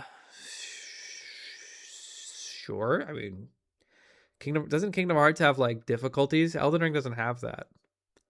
So a little bit nuanced there. Yeah, yeah. Also, who cares? Like, holy grow up, kid.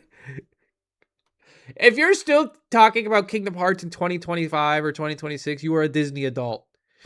And there's no like you are just like one step removed from a Disney adult. Like you are like traveling in the same lane. Yeah, who fuck plays Kingdom Hearts? Time does not equal difficulty. That is true. You might have just gotten better at video games by playing through Kingdom Hearts bosses. You know, it's kind of the same shit, no? This guy beating Elden Ring with Mimic Tier maxed out stats, summons, and spamming magic. Yeah, I know, right? Like he's playing he's playing Kingdom Hearts on baby mode. I don't know. It's just an opinion at the end of the day. It's a hot take for sure. I mean, I know Kingdom Hearts bosses are hella fucked when you're playing on the hardest difficulty, especially when you're fighting the Organization 13 goons. But I mean, I'm assuming you've only played Elden Ring, and I'm gonna break it to you, Lunar. That is the easiest Souls game maybe fucking ever, right? Chat. I mean, every other Dark Souls game is harder. Demon Souls is messed up. Like Sekiro is hard as hell. Maybe it's actually one of the easier ones. I think it's like probably right above Elden Ring, but it was very fun.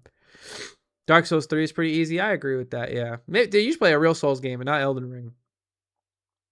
I don't think Dark Souls 3 is easier than Elden Ring. Let's not get ahead of ourselves here. Just mash parry. I'd love to see you play Sekiro, bro. Go fight Sword Saint Ishin and then talk to me. Bad take. Funky Freyong. What the heck? Whatever, man.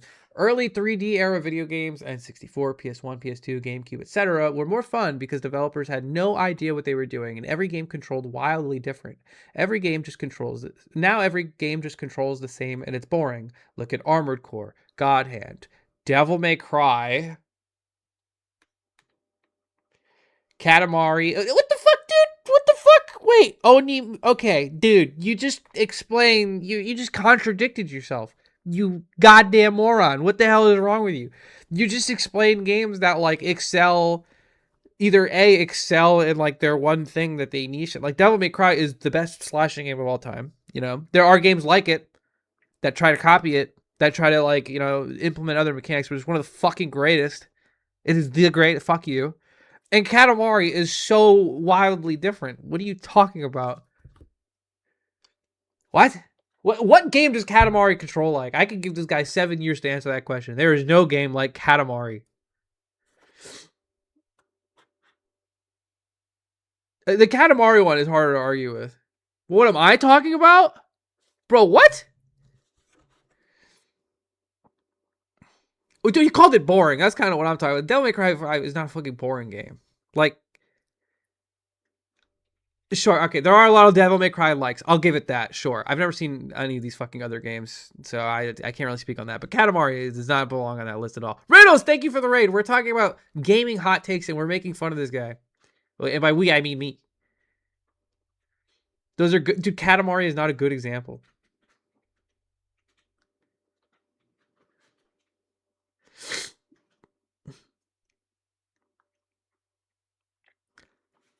I think the first part of his like the first sentence there is really good, very accurate, fantastic.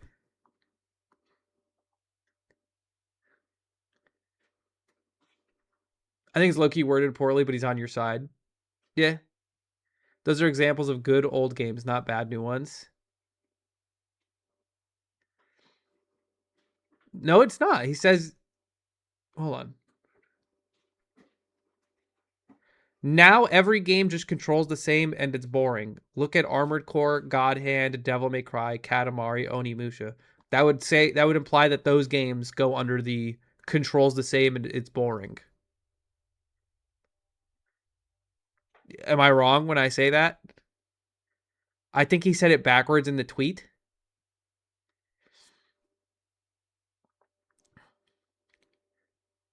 There's no way. I think you guys are just reading it wrong.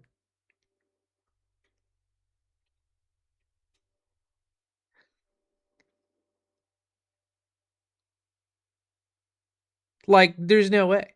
He definitely meant those were the good ones. Yeah.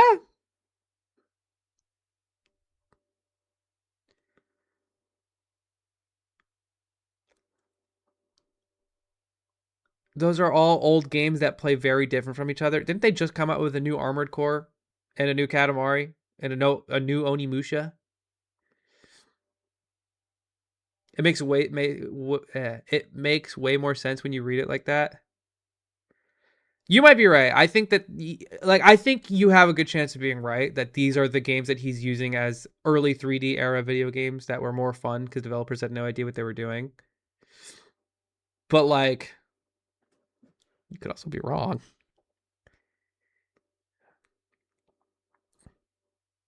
Anyway, so the whole top part of this, the early video games were more fun because developers had no idea what they were doing and every game controlled wildly different. Yes, I agree with that. And I missed that time period. There was a video essay I was watching a year or two ago that said something along the lines of limitation breeds creativity. So, and they used the example of Silent Hill 2, where they had really good, like they had ambitious plans for Silent Hill 2, but the PlayStation that they were making it on did not have the capabilities of, running all that shit they wanted to do. So they ended up making it like super foggy and it added like really well to the tone of the game and, it made it scarier. It's a horror game now and now it's scary, but it's just a way for it to even be able to run on the PlayStation, you know? To be fair, a lot of early games were ass. That's true, but not all of them. It was really late when he tweeted it, but it was fucking 7:50 p.m. Chill out. I don't know.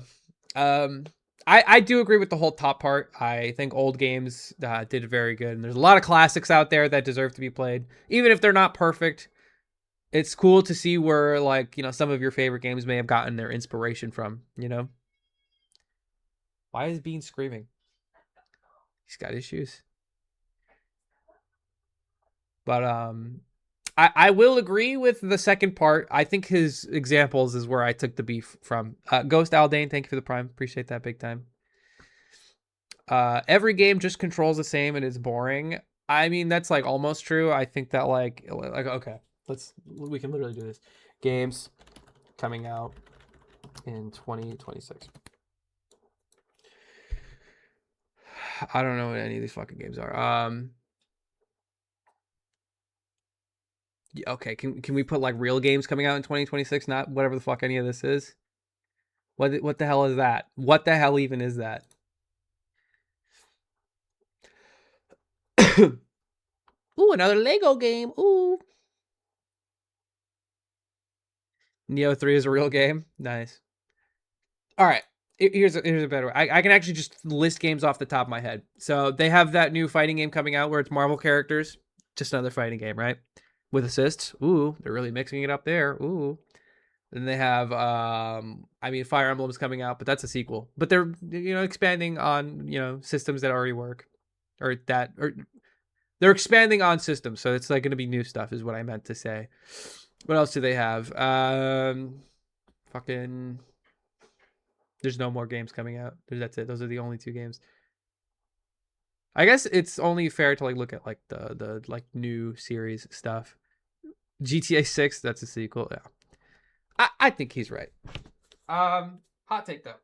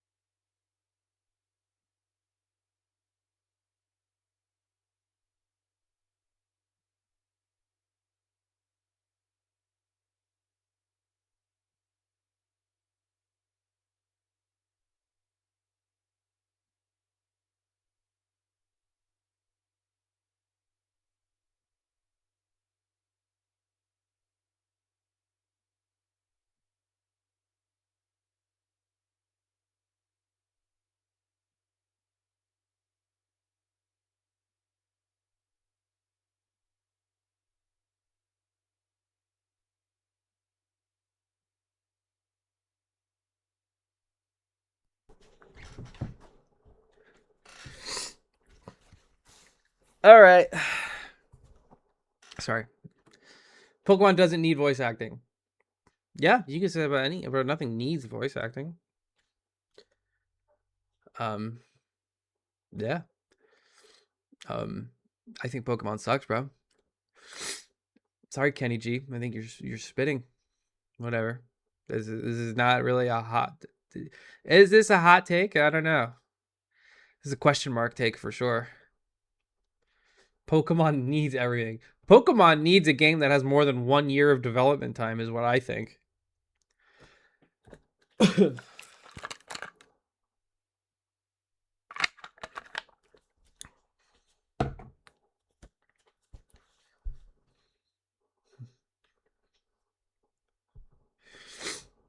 Pokemon needs guns. That's already a thing. Whatever. Turbo. That Ashley song from WarioWare is terrible. Y'all are lying if you say you actually like that annoying ass song. No, it goes hard. Are you kidding me? That's going to be what we listen to for the rest of the stream now.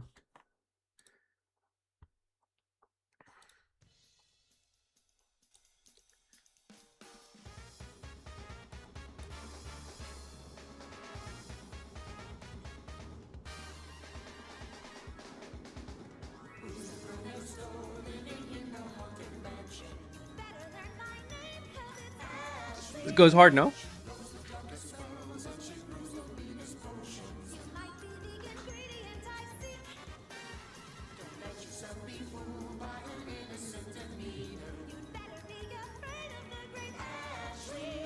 This goes hard.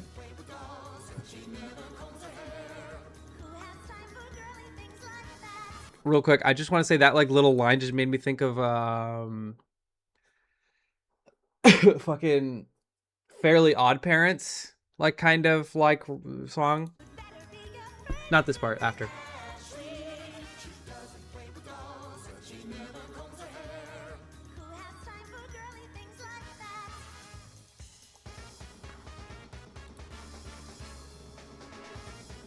I like this little beat line. It's good. Hot take for sure. Bars. Bars. Cinema. Pantalones Giganticus. Fuck off, Turbo. You just don't want your pants to be huge. All right, now that I'm done raging. Oh no, not again. Sketchcraft Studios. If you can, if you complain about things being imbalanced, broken, or should be nerfed, whether that be powerful enemy in an RPG or a strong character in a fighting game, 90% of the time it is a skill issue. No. I mean, maybe I don't know because I am a good gamer and I usually know the line between totally fucking bullshit annoying or fine skill issue. Maybe it's like 80%. Yeah, I think 90% is a little high, sure. But nah. Nah, I mean, I think if you're talking about in the context of like casual gamers, yes, I think you're right. I think most people are bad at video games out here trying to play Smash against Steve or playing like a Souls game. Yeah, it's like a skill issue of some sorts, but like games that have like a what's the word I'm looking for? Like a static path, like a railroad that you go down where you don't have to grind, you just have to outskill the boss or figure it out. It's probably a skill issue because the game expects you to be able to beat this guy at this point of the game because there's nothing you could do to make yourself stronger or smarter. Yo, no, Final Fantasy Tactics is a dog shit game. I never said it was imbalanced or broken. I said it was fucking garbage. Get good in 40 words, not reading that essay. I don't know if it's a hot take. This is sure, it's a hot take, whatever.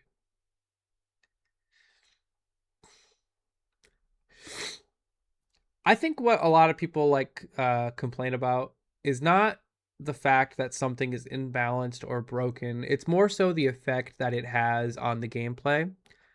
For example, a lot of people complain about Steve or Luigi or Min Min or Kazuya, not necessarily because the characters are broken, but because of the consequences of that fact. So Steve is broken because he outcamps you and makes the game very uninteractive, which is very unfun and very polarizing because once he does finally get his hands on you, he's doing way more damage per interaction than you. So that is undeniably balanced and broken. Um, but more importantly, it's not fun and it's frustrating. That's undeniable, right? Like another good example, like everyone who plays Souls games and some people who played Silksong can probably agree with this. Nobody, or at least most people, they don't mind fighting a hard boss. That's the fun in overcoming that challenge. Any real gamer worth their metal will agree with that statement.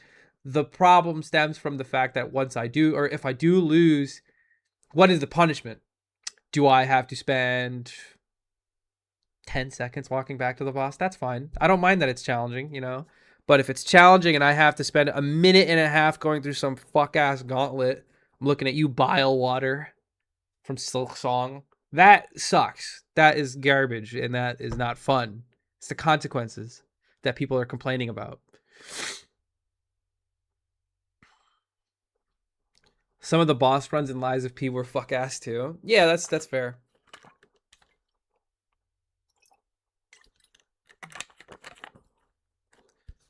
100% agree. I'm grinding the Hollow Knight Pantheon 5 right now, and I'm loving it despite it being insanely hard. Yeah, because the game's fun, man. It's just punishing, especially if you're doing Pantheons. 60% is a more accurate number. Skill issues, 40% on about. Okay, whatever. All right. Mick Frunkus. Mick Frunkus thinks he's okay. This guy's a real character. He's speaking in third person. Mick Frunkus thinks Bellsprout from Pokemon looks very smashable. Yeah, I would put Bellsprout in Smash Bros. Yeah, yeah, I'd smash with Bellsprout. I think I would. I think I'd. I think I would do that in doubles. That'd be like my doubles character for sure. Yeah. Um, not a hot take at all. Really, I think everyone would agree with that. Moving on. Trap naps. Horror games are cap. They aren't remotely scary for anyone old enough to buy them. Everyone sees streamers pretending to scared. Okay, to be scared because that's the only way the games have value. If you pretend to be scared or are an actual toddler. I want to know what horror games you have played because if you were playing shit like Five Nights at Freddy's or like most Resident Evil games, yeah, those aren't scary games, but like a game that genuinely does horror well is actually scary, you know? I think horror games most like I think if you watch like if you watch like PewDiePie way back then playing like Amnesia, or if you watch like a Markiplier, like I don't even know what game, some horror game that he played or something. It's very scary at first, you know, and it really comes down to like the sound design, the character, you know what I mean, just like the whole ambiance of everything. That's the scary part. Um, and then cheap jump scares is just that'll get most people, you know.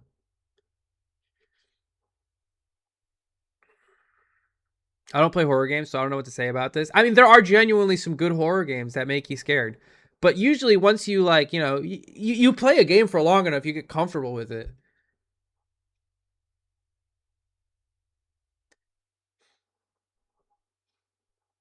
Nothing scarier than when my mom made me let my sister play Pokemon. Scariest gaming experience. Alien Isolation is legit one of the best horror games ever made. I've never even seen that one, but I mean, I believe it. There's definitely some really good horror games out there. A hot take in the sense that it's disagreeable. Everyone sees streamers pretending to be scared because that's the only way the game has value. If you, I mean, I don't agree with that. There are plenty of people that I know that like play horror games in their free time that don't stream it, that just find it fun. You know, if you pretend to be scared or an actual toddler, no. Sorry, trap naps. Not all of us have balls of steel like you. Not everyone's got the iron grit. Not everybody can handle walking down a hallway and Outlast.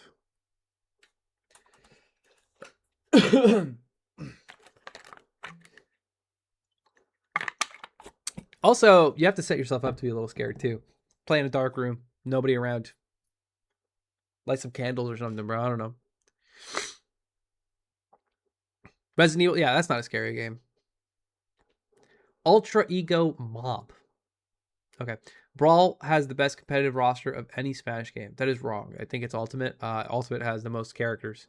In fact, it has every character from Brawl, and they play similar enough. It's just Ultimate though. Yeah, they had Meta Knight too. It doesn't matter that Brawl had the best the best competitive roster? Oh, hold up. That changes everything. This is rage bait. I thought this was just roster period. No, this is rage bait. I'm not falling for this. Yeah, competitive makes it, yeah, you're trolling. No.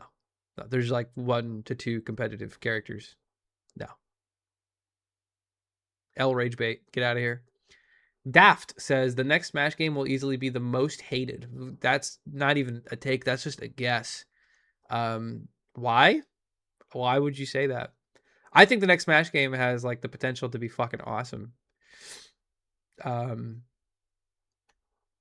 I don't know. I'm going to enjoy it. Yeah, no real reason. I was just saying things. I don't know. It definitely could be. Yeah, sure, man. I think it's a hot take. I don't think it will be.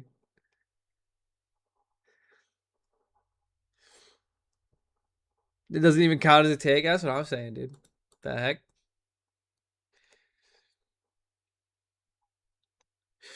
Moving on. All right, Fizzy. Indie games have reached the point to where they compare to most AAA games nowadays. Not only has Undertale, Hollow Knight, Among Us, and Five Nights at Freddy's made a giant cultural impacts, but they're branching out to ideas that bigger companies are afraid to try, like Pizza Tower. Branching out to ideas that bigger companies are afraid to try. Dude, Pizza Tower is just Sonic, no? Sonic and like WarioWare. That's not a new idea. However, I do agree with the overall statement that indie games are reaching a point where they can compare to most AAA games. In fact, I think that anyone that is a competent real gamer would kind of agree that AAA games nowadays kind of suck major ass. Just refer to that one meme. I know you guys have seen it, and if you haven't, I would be glad to show you. But that AAA Mario voice acting thing that was making the rounds on Twitter, That was hilarious. And I loved that video because of how it shit on AAA games. I think this is like a pretty cold take. I think what like four or like majority of the games that were in competition for game of the year was like indie games.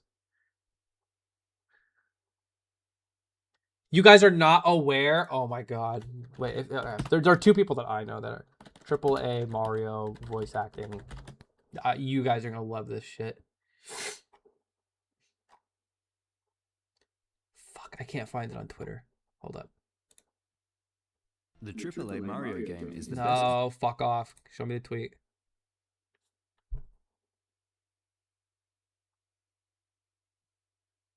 Chat, I need the tweet. I can't see it. I can't find it. Wait, what if I just look it up on Twitter? That probably works.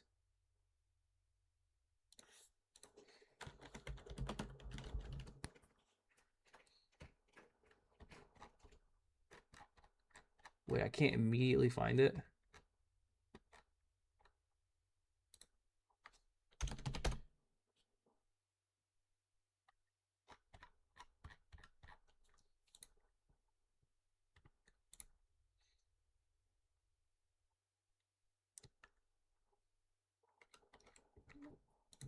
Guys, you gotta help me find it.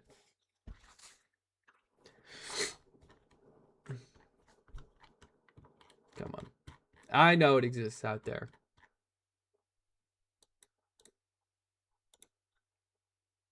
Good. Okay, yeah, here we go. This is, oh my god. Get ready to fuck it. Every AAA game ever. So this, I want you guys to know that this was made ironically, and they know what they were doing before you super cringe. You made it. That you, Peach? I see Toadsworth roped you into this too. The Monarch's job is never done, but we can talk more later. Bowser's castle should be just up ahead. I thought I smelled something burning. Focus M. Bowser's got the power stars, and you know what that means. Yeah, trouble. Exactly. So watch your back. Oh, and if you find any red coins out there, make sure you grab those too. Collect enough, and I might just have an upgrade waiting for you. You're the boss, princess. Okay, Mario. Time to party. All right.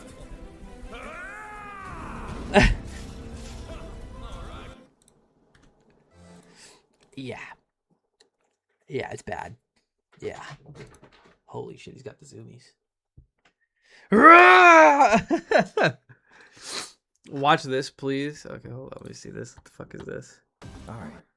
I've seen. No, I'm not gonna watch that one. That one is goated though. Low-key want to buy that. This is rage bait. Time to party. This is literally Prime 4. It's not that bad.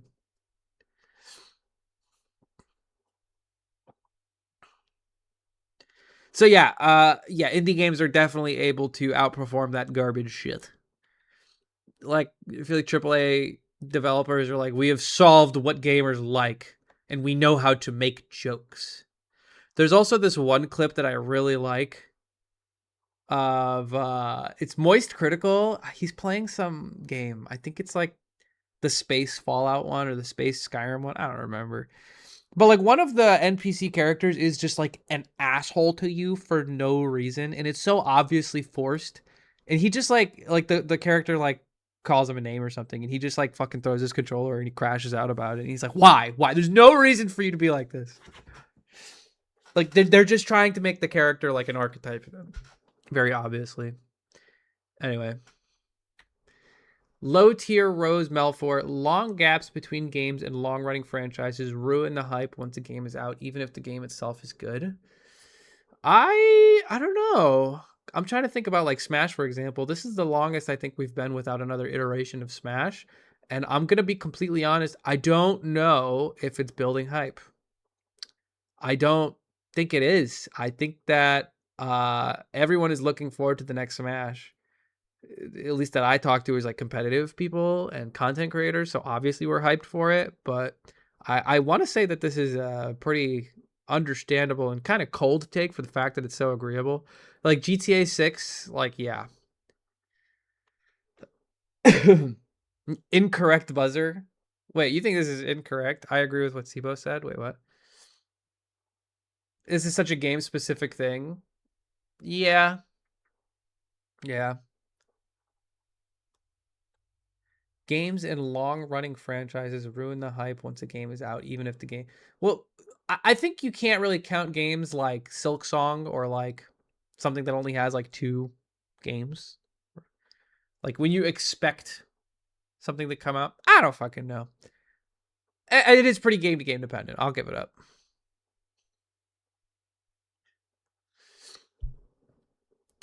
Adele, Fire Emblem. Oh, hell yeah, this is awesome. Fire Emblem is Nintendo's most consistent franchise, and it isn't even close. Mid Fire Emblem laps most other Nintendo series, and I only started with the series in April.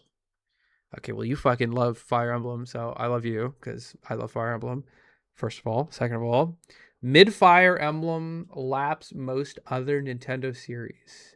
I don't know about that. I don't agree with that at all. I don't actually even agree that Fire Emblem is its most consistent franchise at all. Um, it definitely fluctuates in quality like between games a lot. Fire Emblem in the East started really, really well. Like, with like just like the GBA games in general were like, fluctuating in popularity. And then like Ike's games initially weren't received very well. I don't think they sold fantastically at first, even though they're like cult classic collectathon or like collectible games. And then like, I'm pretty sure once, what was it? Awakening came out. They were like, this is the last Fire Emblem if this doesn't do well. And then it did really well. And then it revived the franchise, and then they came out with Fates, and Fates sucked ass. I mean, Fates was bad for a Fire Emblem game. Um, and I think Fire Emblem Fates is worse than most games in Nintendo's library. So I think your take is wrong. So that makes it a hot one, I guess. I just like Fire Emblem, so we'll say it's hot. This person is bad rep for Fire Emblem. Yeah, a little bit.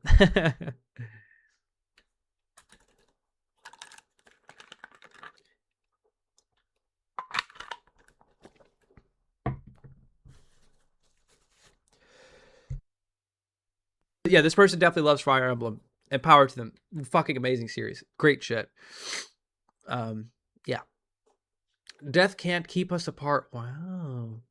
Competitive video games should have stayed a hobby and were better before people were doing it for a living. Is that the wrong form of we're? Did bro get auto-corrected and put we are better before people? Doesn't this just invalidate his entire take? Aren't you a smart cookie? I mean I don't agree with this at all. Competitive video games are sick. If you don't have a heart of competition, if you're not a competitive person, then just don't interact with the competitive side of things. You literally just look away. There is no competitive video games if you just don't look at them. Dota, never heard of it. League, who? Valorant, me too. Like what is it? You know what I mean? This dude went 0-2. Yeah, this is a trash take. That definitely a hot one because it's trash. Yeah, I don't know, man. Competing in sports is bad and we shouldn't do it. Yeah, like I don't understand like a game becoming competitive or like having a competitive video game doesn't detract from literally anything else. I don't know I don't think this person has a very good take.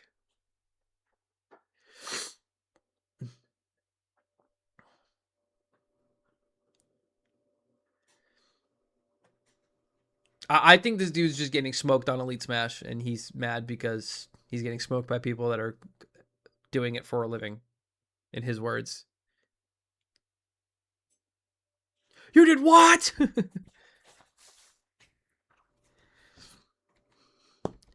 Chance, no joke. I definitely think that Sakurai has a personal beef with Ganondorf.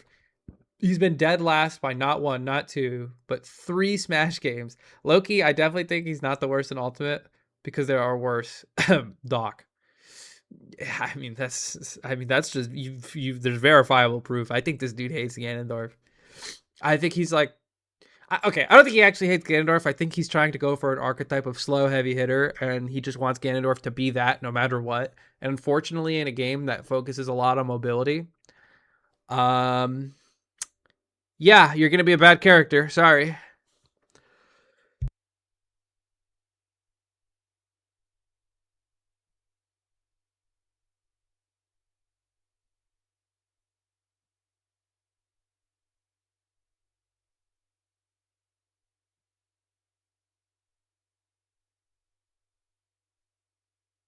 Nah, he definitely hates Ganon. All right.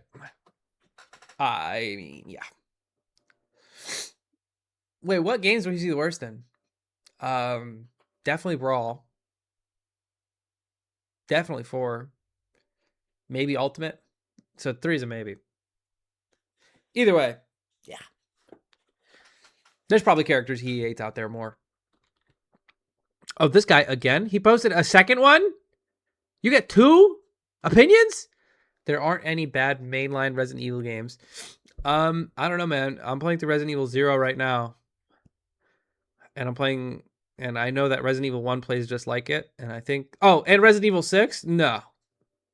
Never mind. You're just straight wrong. Those are all bad games. Actually, I'm playing Resident Evil 0 is not that bad. But it's definitely confusing as fuck and does not explain the mechanics very well and is very clunky and a product of its time. Is the new Resident Evil any good? Bro, it hasn't even come out yet. Yeah, that's just wrong. It's definitely a hot take. Resident Evil 6 sucks eggs. See ya. He's a fan. Oh yeah, Kit Milk. Hot take. Unban me from your Twitch chat. Chat, what do we think? Do you think he gets unbanned or what? We'll run it. We'll run a poll. Actually, you know what? I'll do something even better. Heads, he gets unbanned. No, heads, he stays banned. Tails is unbanned. Well, terrible news, buddy. You're banned.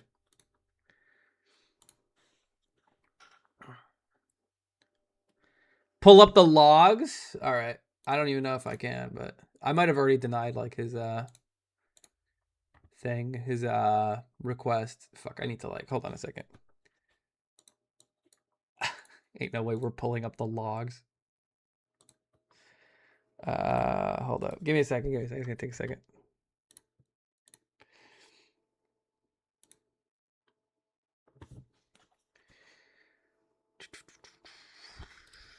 We don't have that many unbanned requests. Oh, we can't see his unbanned requests. Can I see just like a chatters like that isn't in the chat? What was his name?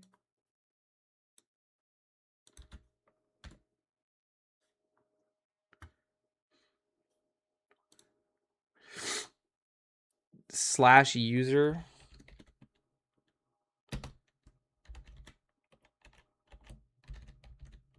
Is that actually gonna work?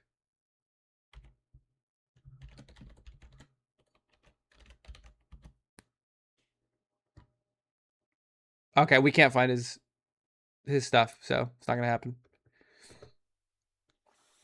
The coin flip it is. All right. Is that the last one? It is. Well, there you go. That guy didn't get unbanned. Yo, chat, you guys got any hot takes real quick? Actually, you know what? No, fuck you guys. I don't even like you guys. I got a hot take for you guys. I think that the firmware, software series, whichever one they're called, the ones that make Dark Souls, I think they're bad games. I don't think they're very good. I think they are too punishing. I don't think it's a skill issue.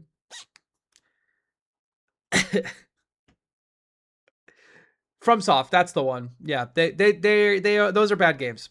Those are just bad, unfun games. I think a game that the entire idea is for you to just get fucked the entire time is not cool. You walk around, like think about Dark Souls 1 or Dark Souls 2. And in some cases Dark Souls 3, and in some cases Elden Ring. You just walk around, you go past a corner, boom! Clobbered in the back of the head, fall down, get flushed down the toilet, die, lose all your souls. You're like, okay, well, I just have to get back and get all my souls back, right? And then you get past the guy who killed you, and then you mess up some platforming. You just get wombo comboed by a little rat that's about this big, and he just does too much damage for no reason, and you boom, all your souls are lost. And then, well, that sucks ass. Now I feel like a lower level, and this feels terrible. Not fun. Not fun to just get killed by the small enemies like that. And every small stupid enemy that staggers you is just annoying as shit. I hate that. The bosses are super overtuned. What were they cooking with that one? My main gripe with the game is that the entire idea The whole thing that makes that game even playable, the concept, is that you bang your head against the wall, fighting a boss, getting through an area, until eventually you break through. However long that takes, however much time or sanity that you lose, especially time, until you eventually do it. It's fucking annoying. It's not fun to do, to bang my head against the wall. I don't enjoy banging my head against the wall. You could call it a skill issue. Shit, you might even be right. But it's not fun.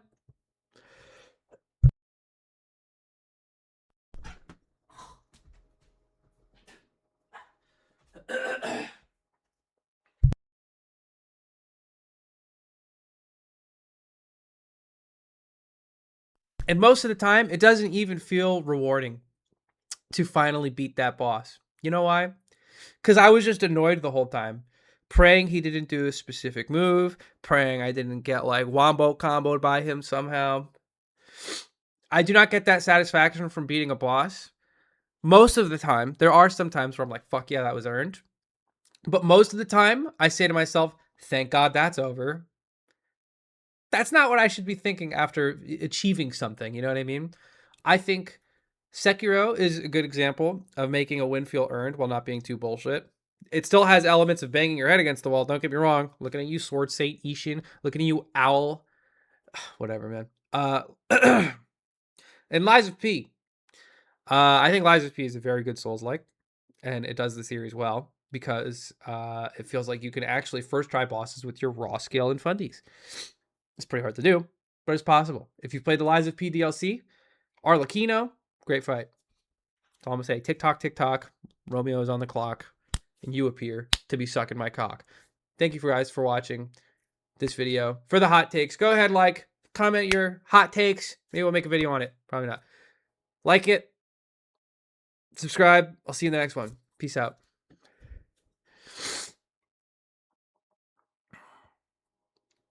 What? I was quoting something.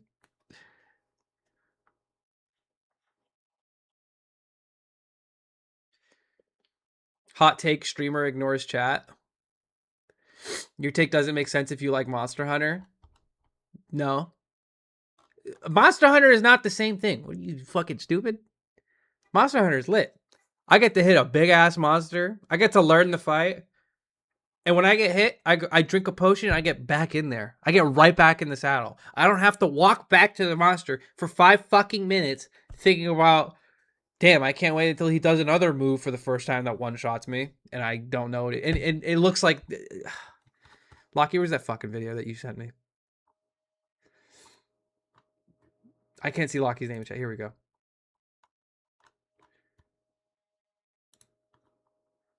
Alright, this ain't looking good, but all I have to do is parry his next attack, and I'm good. So I just gotta lock in, and I got this. Alright, here he come, here he come. Come on. Come on. Come on. What the hell is that? Man, why is he not swinging? I'm supposed to parry Literally. this. Fuck it. And then I gotta play through this?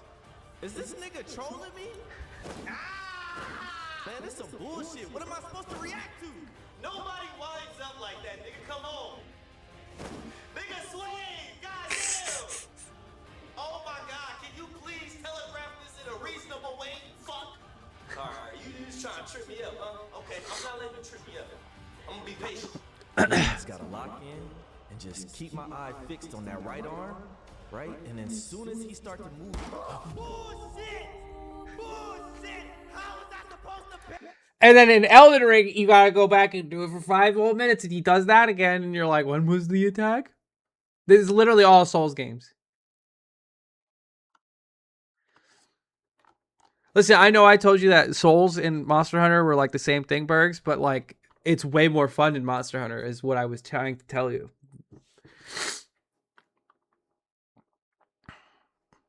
E33 was so much worse at this, dog. Hey, I never said it was a perfect game. I said it was a very good game. I think Expedition 33's weakest point is the combat. Also, you don't get one shot when you miss these things. You can just keep trying to parry the rest of the combo or the attack. And you have 3 party members, so you can make a comeback. It's not like, again, I think you're missing the point. If I die in the Souls game, I'm doing a run back through some bullshit. But if I die in Expedition 33, or if I get hit / die in Monster Hunter, it's right back in the saddle. Level vitality. There we go. There's the get good. There we go. That's all it took. That's all I wanted. When you say get good in your own language, that's me winning. I should have known to level vitality. I'm such a silly goose.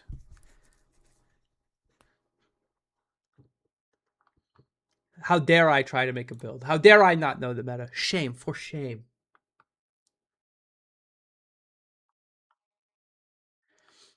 Well, now I feel redundant. Yeah. Your take is pee-pee and you are poo-poo, man? You don't have an argument. The game is fucking annoyingly hard. This is my entire take. The story? There is none. There is no story. Get real. You better be reading item descriptions and understand the difference between Melania, Michaela, and Michael Jackson, and fucking Radagon, and Radagear, and Radon, and Roadhead, and all of those things. You better, yeah, fuck you and your plot. It's not real.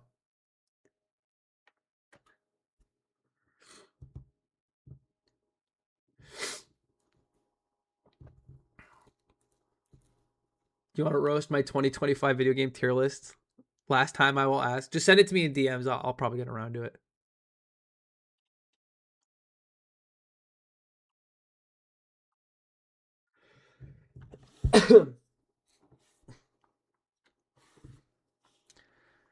Even if you level vitality, like the different. Okay, it's not even just like you're getting one shot. It's the fact that like bro has like 80 different moves and they all do my whole health bar, regardless of what the move looks like. Like Lies of P does like a pretty good job of like respecting the balance between like, is this move unreactable dog shit garbage that is basically guaranteed to hit you the first time you see it? If so, it doesn't do a lot of damage. That is like a very good like thing about Lies of P. Whereas in every Souls game, this unreactable dog shit piece of garbage will either kill you or almost kill you. And he also has 4 moves that look exactly like it, and there's no tell for if they're different or not. Fuck you.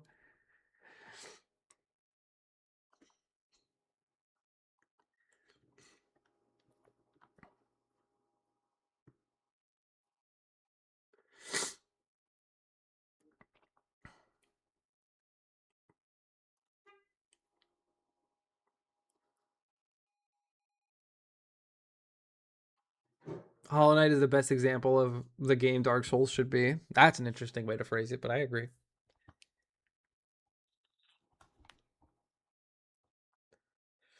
Souls games would be better without leveling up. Maybe.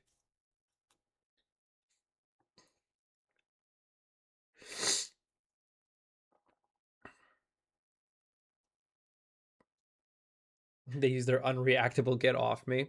Yeah, dude, I love like in Night Rain specifically. I love when the boss goes ah and just does like a massive hitbox around it that just takes half your health. Awesome. Should have known he was gonna ah.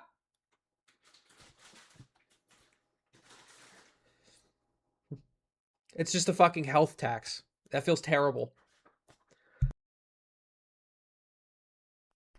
Later, Tar. All I'm saying is Jenks and Bergs have been real quiet since I started making points. That's all I'm saying.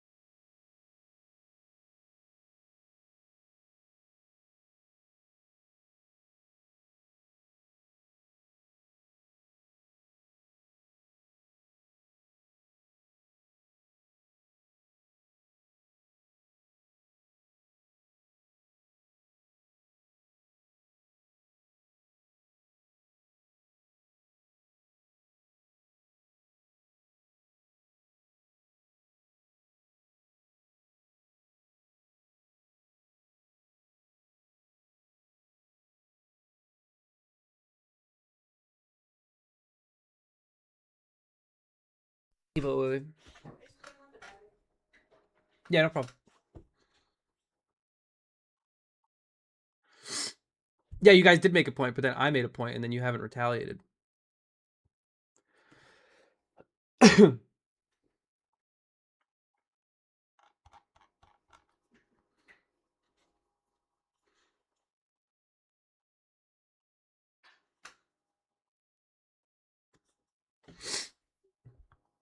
Yeah, I was coughing up a lung.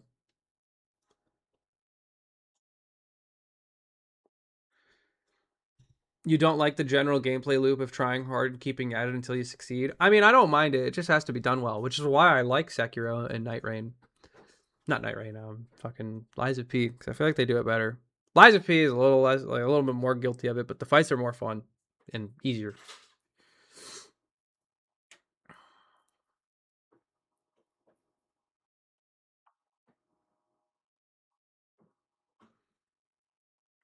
I've heard Bloodborne is like one of the best of that like whole series.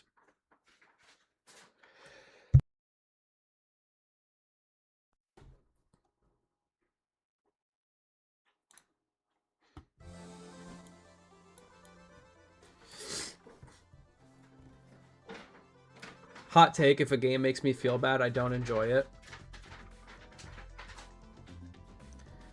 Dark Souls feels like a game that doesn't want you to play it. It's just constantly like ramming its middle finger up your ass. It doesn't feel good.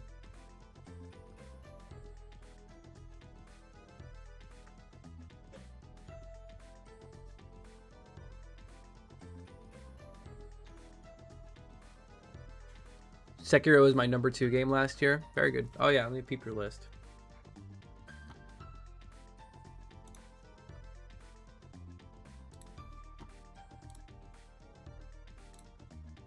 All right, guys. You guys want to see Lockie's list of games? This is Lockie's list of games. Didn't play enough to judge fairly. Stardew Valley. That's a good game. Unflare. I don't know what the fuck that is. Was that? Oh, Binding of Isaac. Didn't get the hype out of 10. Uh-oh. Someone's going to have issues with that. Stanley Parable. I never played it. Papers, Please. And a 6 out of 10. Did you play the fucking first Witcher? What the hell is wrong with you? You played Stellar Blade? Sea of Thieves. The Farmers replays where the Skate. I heard that game was mid. Dude's playing Soul Calibur 6 for some reason. Whoa, Civ 6 is a 7 out of 10? If only you were good at it. Dude, you played the whole Witcher series? What the fuck is wrong with you? Oh, Blasphemous? Very good. Bro put Doki Doki at an 8 out of 10. This guy's hilarious.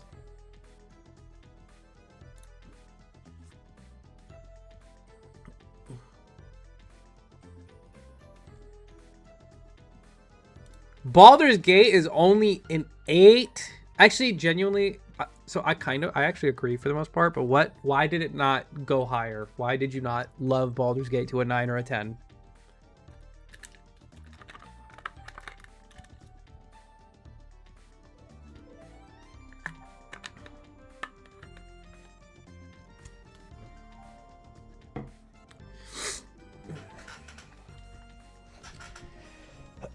I am playing it as a co-op campaign for my first playthrough. Yeah, that you fucked up. All right, Nier Replicant.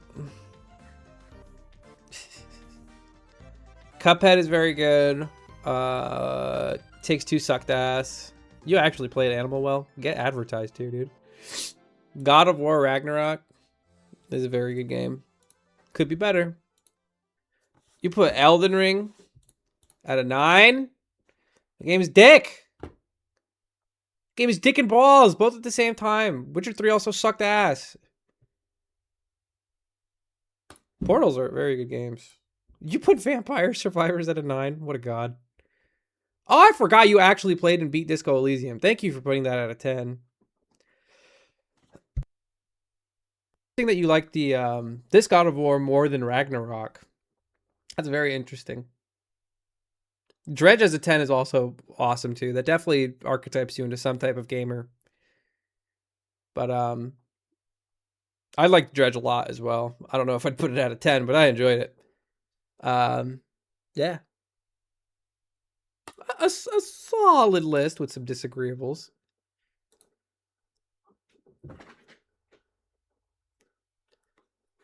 Portal is definitely a crazy. Yeah, I'm surprised it's only a 9. That game's really good.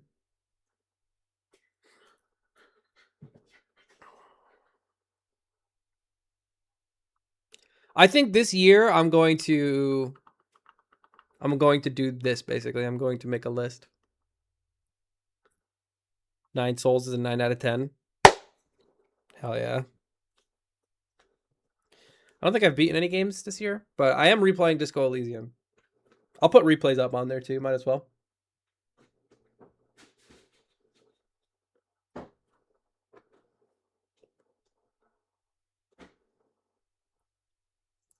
Portal is definitely a good game. Mr. doesn't beat games. Bitch, who are you talking to? I know you're not talking to me. I am Mr. Beats Games. What the heck? I just take a while because I play like 3 games at once. Right now I'm playing Persona 3 Reload, Dave the Diver, Resident Evil 0.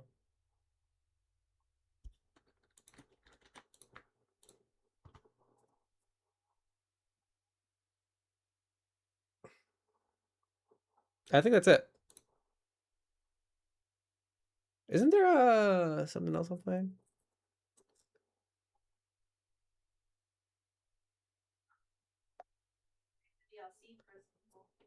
Oh yeah, I played the DLC for Resident Evil 4.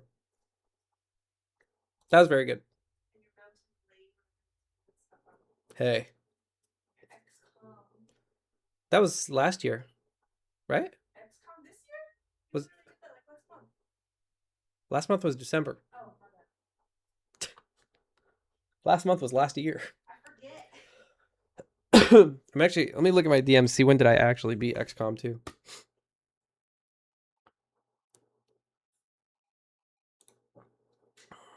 Yeah, that was a couple days before Christmas I beat it.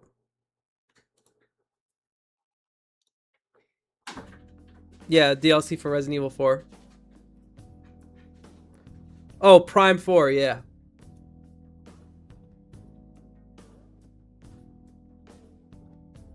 God of War 2018 had a much better story than Ragnarok. Ragnarok felt too Marvel.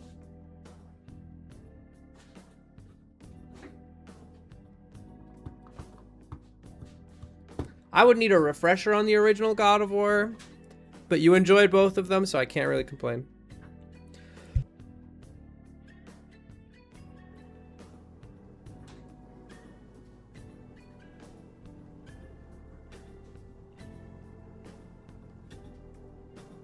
Yeah, I think it's fucked up nobody here has commented on my really cool fit today. This is a new shirt. 2 new shirts at once. Nobody said anything. Nobody said, wow, what a nice refined young gentleman you look like today, Mars. I did? Thank you. Drink some lemon ginger tea. You're kind of right. We do have that. I was thinking it. Oh, but you didn't say it. I did notice it. Oh, but you didn't say anything. This is why I hate being friends with men. Because you guys suck. You don't ever compliment me. 2 new shirts. Yes. Two new shirts.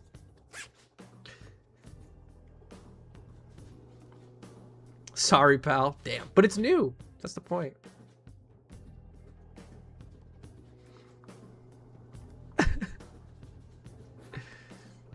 To be fair, last time I'd said something about your looks, Luca timed me out. Would you call me fat? I would time you out. Be a man. It was probably a fresh cut thing, yeah, maybe.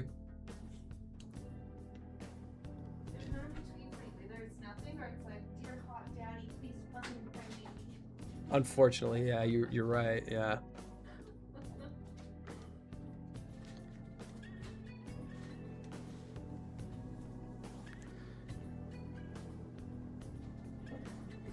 Thank you, Hero for Life. My bad, I didn't see it, my bad.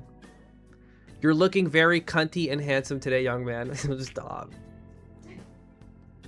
Stop it.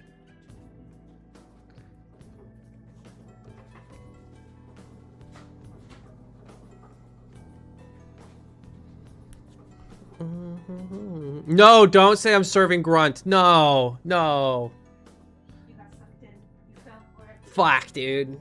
Could you put some water on for me? Or are you busy? Please.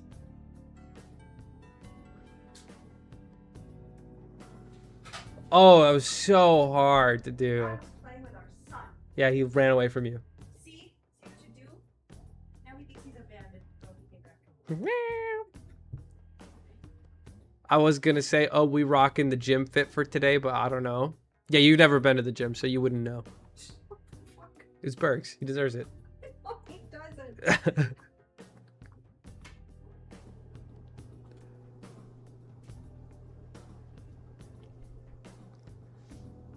They're just spamming serving grunt. No, dude. Good. He said, okay, man. Seabird, stop trying. He doesn't deserve it. Here you go. For me? Yep. All right. What's that? What's that?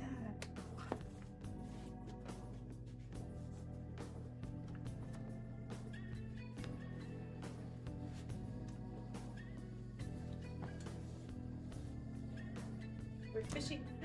We got one. This doesn't really work because I can't like. There you go. Beans, you simple bitch. You fucking hit me, you asshole.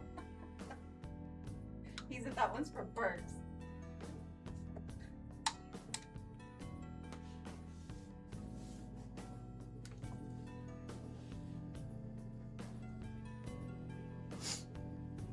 The fuck off my chair. Whoa.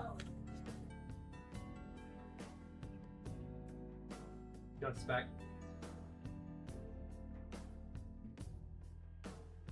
That's pretty cool though. That's alright. Patriots won yesterday. You know what's funny? I don't give a fuck about football, first of all. Second of all, somebody in the elevator yesterday or the day before, or whenever the game was happening, was like, you cheering for the Patriots? I was like, oh yeah, you know it. Trying to look cool for your old ladies. Hey, that old lady is very nice and sweet. She is. Grandma's boy. I am a grandma's boy.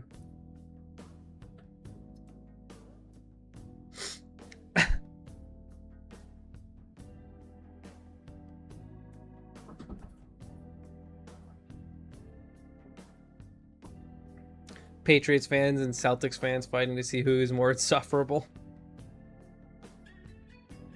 Yeah, man.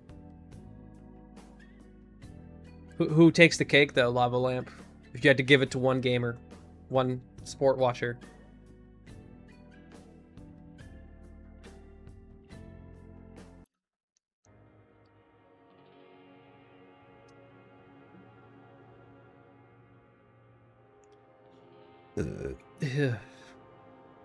Patriots fans aren't racist, at least that I know of. I think I'm gonna go ahead and say something crazy. They might be. You know, I think it's pretty likely. Yeah, totally unbased. Trick question, Eagles. Later, Rocket Sauce. Thanks for hanging out. Could you make me some tea, my sweet, my dear, my little straw baby, my Pookie? One word is the same for one. Strawberry, what? Please? Flattery will get you somewhere, but also a little bit of kindness.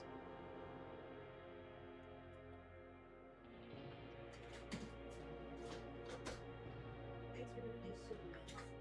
Do you want the lemon ginger one? Yeah, please. Can I get some honey too? Please? What? Wait, what? Some honey?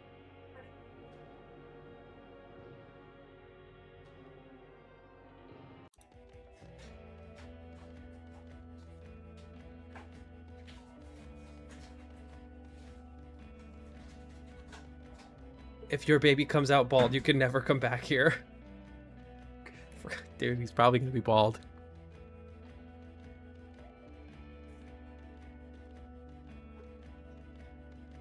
You don't need honey, Mars. You're sweet enough. Mr. Awesome, stop. What would your wife think?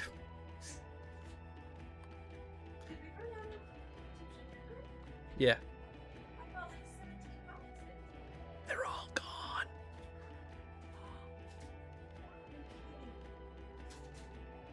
Let's go through the rest of the tea first before we buy more, yeah? We have another fucking box of it. Oh my god. You're a fiend.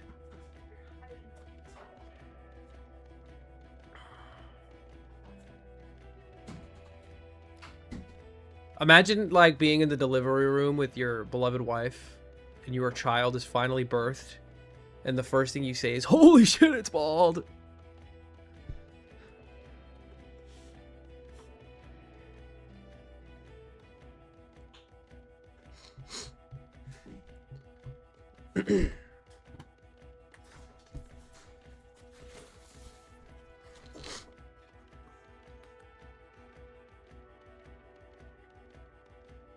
I was born with a full head of hair. What's their excuse? Bald idiot. Holy. You were growing that shit in the womb. Just nobody could see it. It's not fair, dude. You started off bald.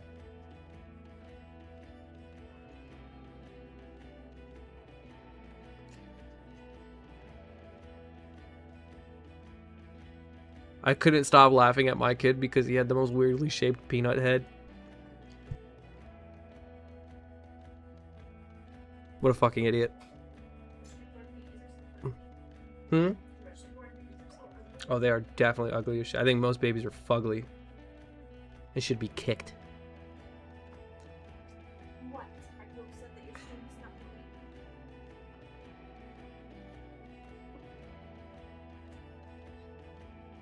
He had the biggest shit-eating grin my mom's ever seen then or since. Damn.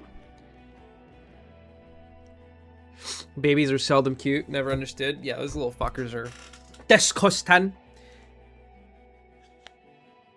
Does anybody else have like that like star-shaped scar like on their thigh? I got that at some point in my life. I remember where it was from, but I feel like I only got like a handful of scars. Actually, can you even see that one scar that... You actually can't really see it on camera. But, I got a scar on my forehead. That, it's very noticeable the first time you see me, but... Can you even see it? Not really. There's a scar there. The lighting is not being very kind.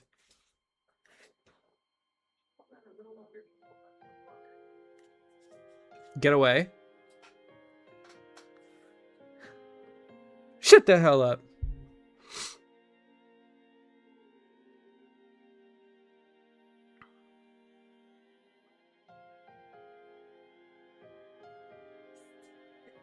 Toddlers are cute, newborns aren't. Correct, yes.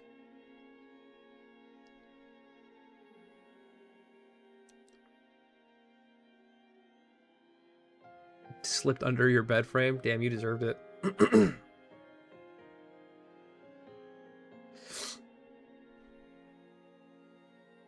I'm not balding. I'm not balding, Jordan. Stop. My right eyebrow for when my cousin hit me with a golf club as a kid. Good God, dude. She got fucking gulfed. Oh my God. He's been standing still with it. What are you doing to him? You're making him suffer. He's not even so he's falling asleep. He likes his new headdress. Post it in the Discord for everybody to see.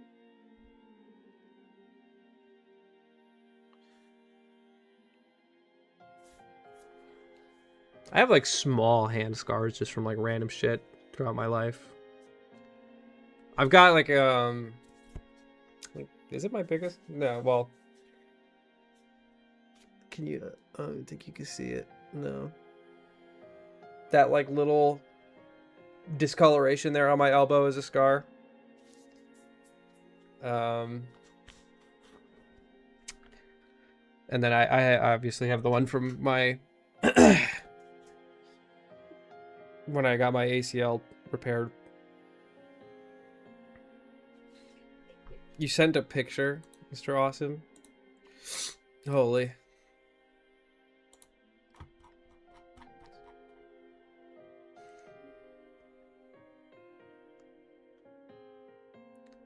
Ew.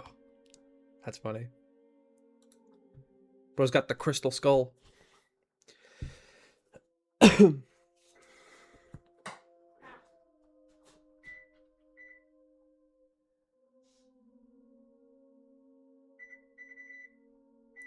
a sippy cup at you and you got a scar under your eye? Brother, you deserve it. Little sippy cup put you down, dude.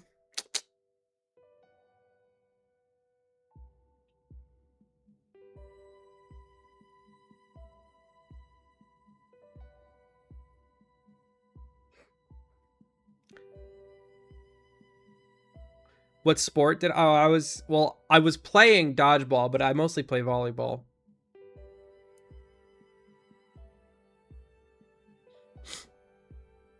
The golf top on right now? Nah. Golf is for pussies. I couldn't imagine Mars playing sports. Why? I do sports. Every single Friday, I play volleyball. I forgot the anime volleyball donation shit. Used to be like a bunch of my notifications, but I think I must have like accidentally deleted the files or something, and now it just doesn't work.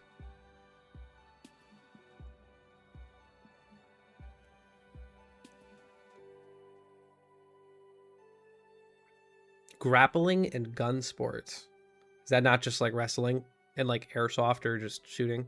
Skeet?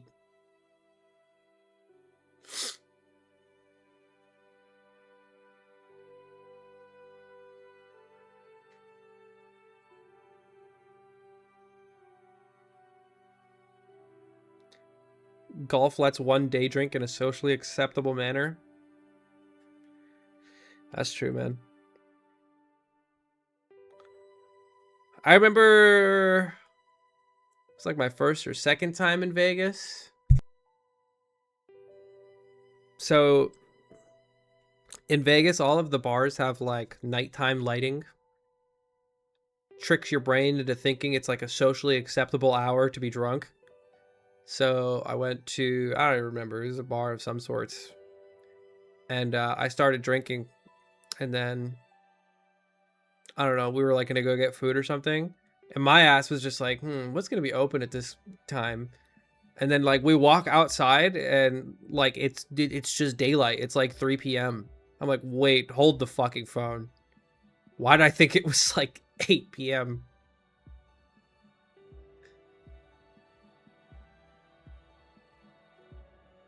Where the Uber picking me up?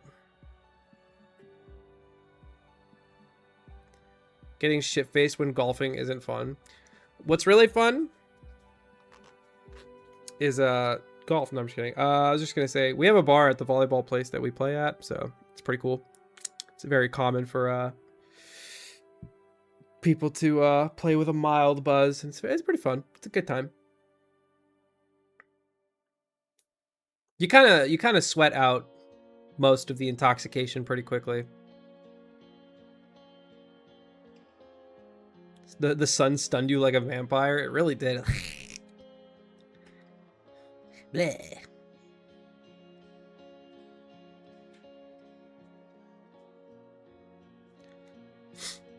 I have a Topgolf next to me. I have literally never been interested in going, but it looks fun. It looks expensive too.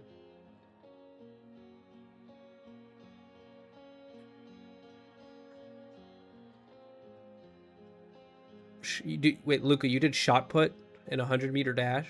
Holy, bro's a sprinter.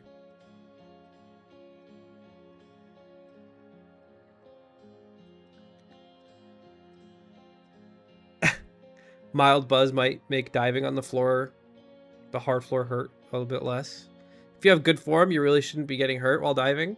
And knee pads. So I'm usually fine.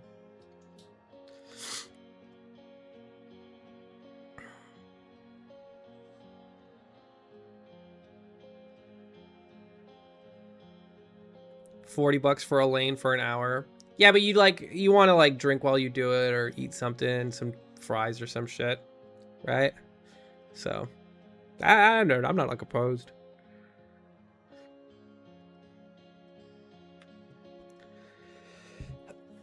Yeah, golf is definitely crazy. You gotta like buy clubs and shit too.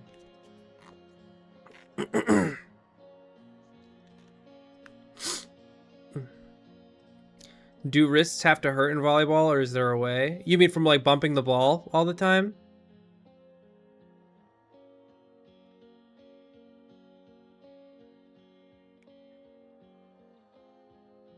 Is that what why you're asking?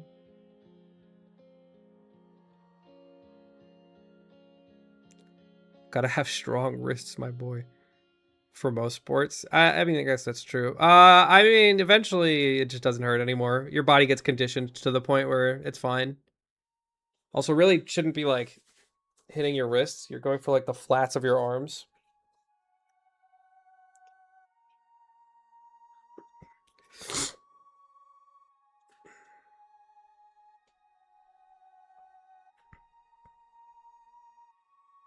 But yeah, eventually it will just stop hurting.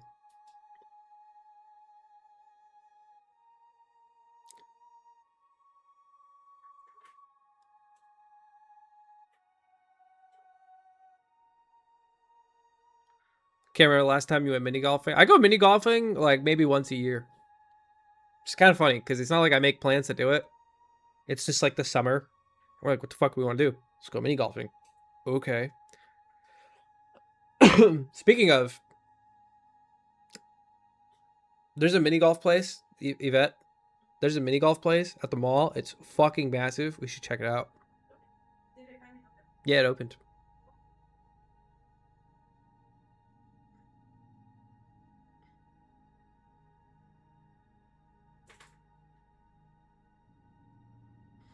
Dude, I fucking hate bowling because I'm so bad at it. My ass just wants to like throw as hard as I can all the time. You can't do that. You need to like actually aim. But I'm dog shit at bowling.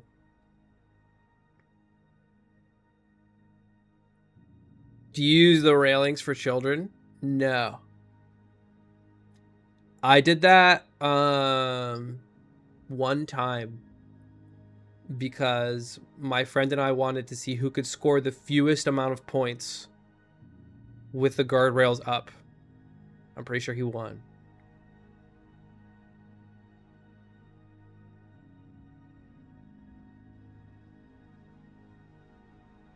Bring that tweet back up about hating competitive games.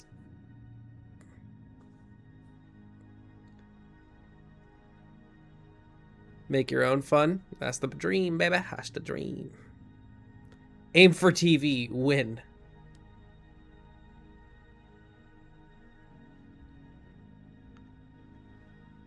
I went bowling with work. Wait, bowling with work friends, and the dude pulled out his custom bowling ball. Bro.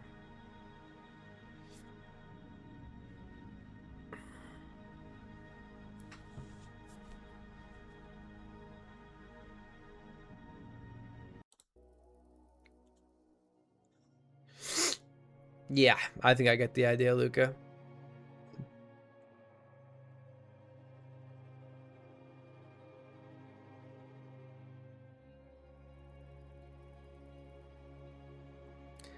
Brought a bag with a bowling ball. Dude is actually just carrying a bowling ball around. I've been trying to get better at bowling. It's hard. You know, I do think that like once you hit a certain age, there should just be like one thing that you were good at, and that's like your old person quirk that like eventually someone that's like way younger than you is going to come to you seeking advice. You know what I mean? And I think mine's gonna be pool, like billiards. I'm pretty bad at it now, but I want to become nasty at it, so that when I'm like 70, I'm still nasty at it. And then, like, all the youngins are like, yo, it's that old man who's fucking sick nasty. And I'm like, yep, that's me. I'm him. Yep, $1 million.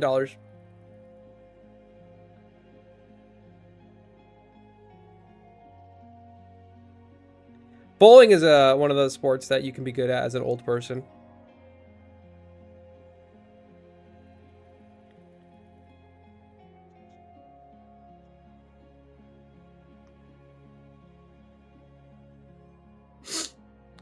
I used to be nasty at ping pong back in middle school, actually. I feel like that's like a skill you don't really lose. You kind of warm back up to it.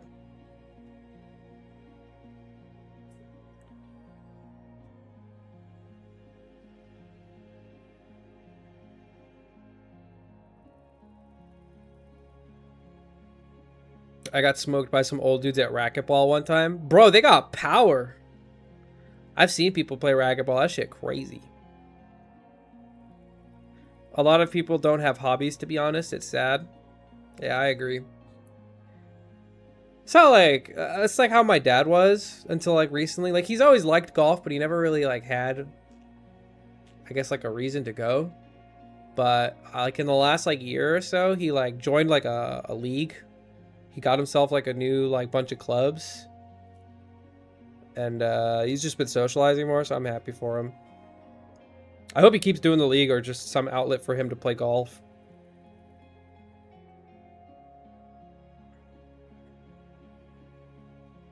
Yeah, boarding time.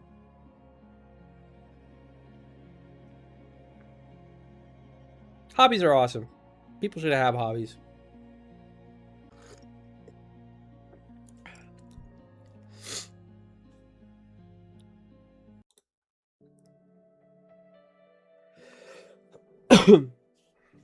Gambling is a hobby for many. True. Unfortunately, a lot of people have like this idea that like if your hobby doesn't like make you money, then why are you doing it? But that's just stupid. It should just, huh? Yeah, it's a job. Except you fucking hate it.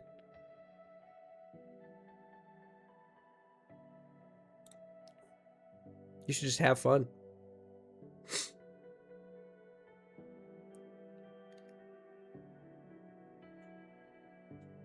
Damn, that goes hard, Critical Yoshi. Bro, just bowled a perfect game. I can get like maybe 4 strikes on a good day. It's crazy how normalized gambling is these days. Yeah. I'm seeing people get made fun of for doing like online sports betting, and I hope we continue making fun of that.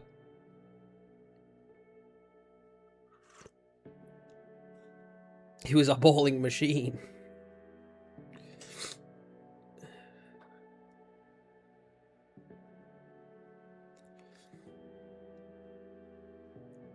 Poker, I never really got into poker. I just don't care. Like, I know the rules for the most part.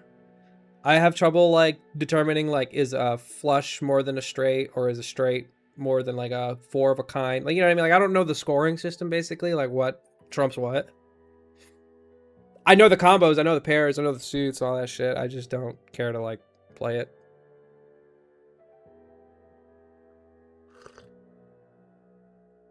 That was very apparent watching you play Balatro. Thanks, dickhead. You know, it's very apparent that your child had a fucking peanut for a head.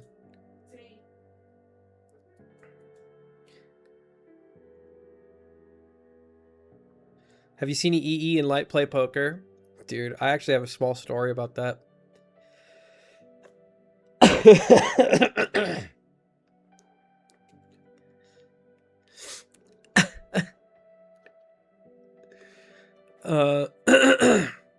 I generally just keep a cheat sheet at hand if I ever play. This is probably a good idea. All right, it's not a bad story at all. We were in where were we? Was it? I don't think it was Vegas. I think we were in. Was it Texas? Because Haz was there.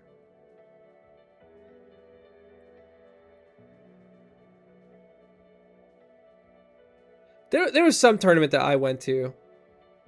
I don't remember where it was. I think it was like California or some shit. But the group was me, Charles, Light, and EE. And they all wanted to gamble. I did not want to gamble. I just wanted to hang out. So my plan was to just like I was gonna follow them to the poker tables, and then once they started playing, they were gonna see if I could hang out at the poker table while they played. I knew I wasn't gonna be able to. I've fucking been to a casino before, so I was like, oh, I'm gonna go get food and then just like go to my hotel room or some shit. So, little context to the story. I don't think it was Level Up, but it was just me and Light hanging out, and then we met up with Charles and EE. And dude, Charles was like belligerently fucked up, like way too drunk. And EE was not far behind him. They went to like some party.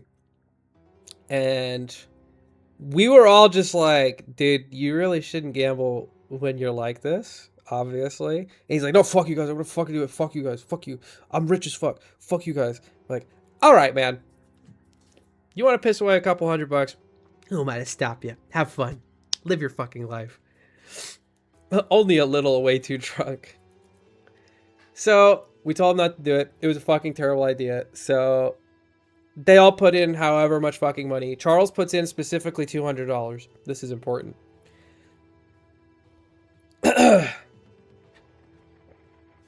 And we go to the casino.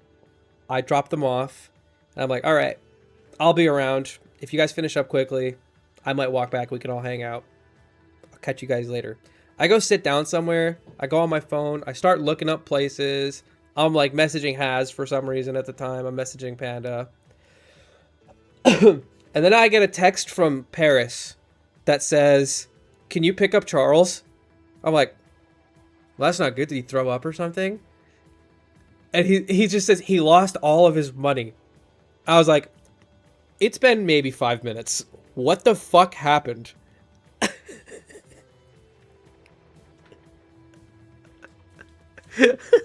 So I go back and like I'm like waiting at the bottom of the stairs like a fucking like a parent. Like I feel like I'm picking up my kid from football and he just got shit on.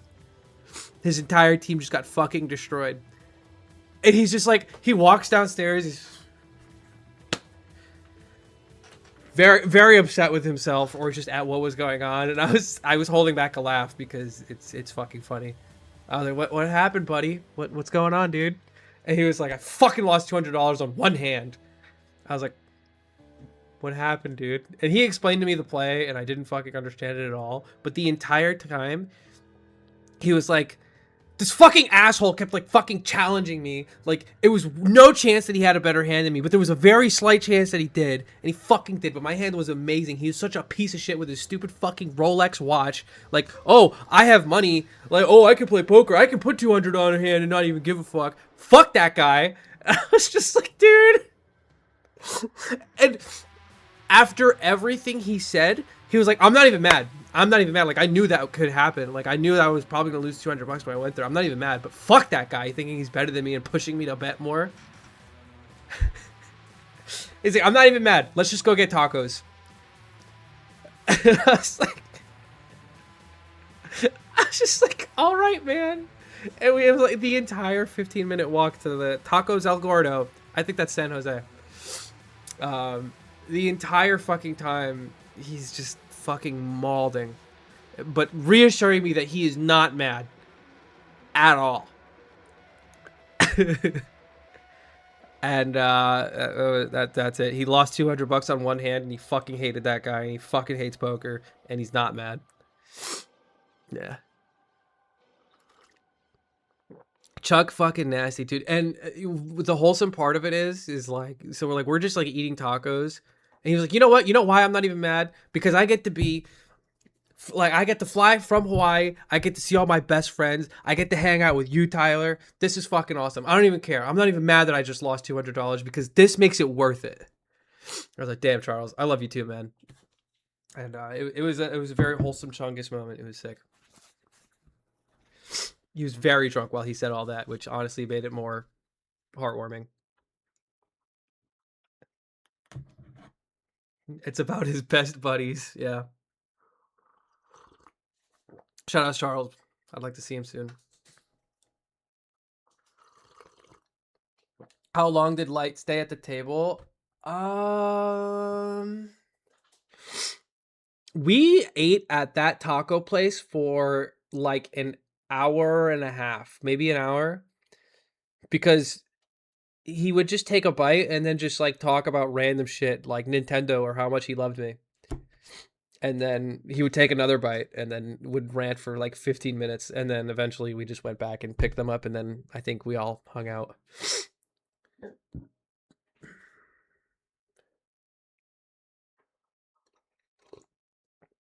Yeah.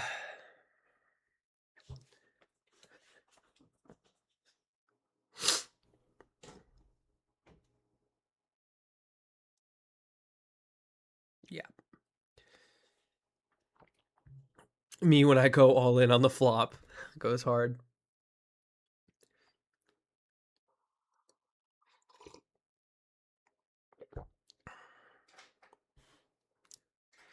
My tell in poker is really subtle. Wow. You're so cool, Luca. Man, I love poker. It's kind of like a baby game, you know what I mean? But like a man baby game who has money. How long until the food's done? 19 minutes. No! I'm so hungry. Oh, wait, are we splitting that? The pizza? Yeah. Yeah. Ask them what you just asked. Tell them what you just asked me. Are we splitting a whole fucking pizza? We're splitting a frozen pizza. Now, I don't know about you guys, but I'm a growing boy. And I need the whole pizza to myself. You're having fried rice for dinner? Fuck. It's genius. You can still go get it. There's nothing stopping you from getting fried rice. Huh? No, I'm not doing that. He's having pizza. I want the whole pizza. How romantic. Oh, yeah, dude.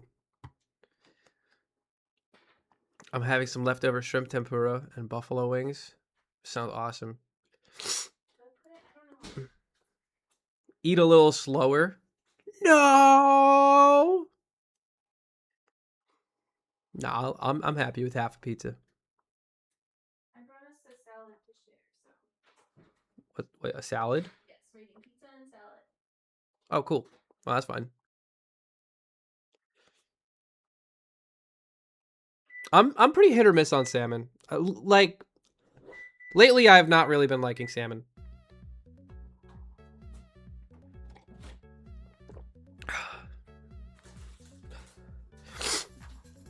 Don't forget to give some to Beans. I'm gonna give him an ass whooping in a second. Did you actually wash this? It was in the dishwasher. Did you end up flipping the laundry? No. I forgot. I fell asleep. It's okay. It's only been like... Huh? That's fine.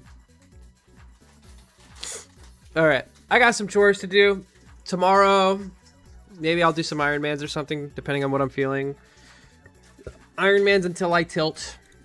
And then after that, some good old, you know.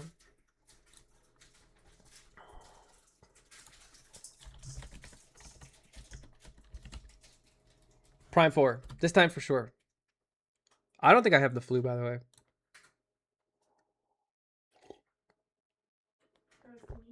Huh? No, somebody said I might have the flu. Oh, I definitely just did not spell that shit right. Hold up. That is not the person I'm supposed to be rating.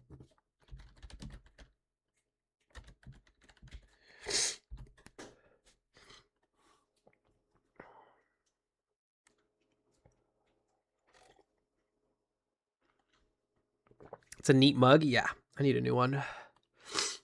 Okay. I will see you guys tomorrow.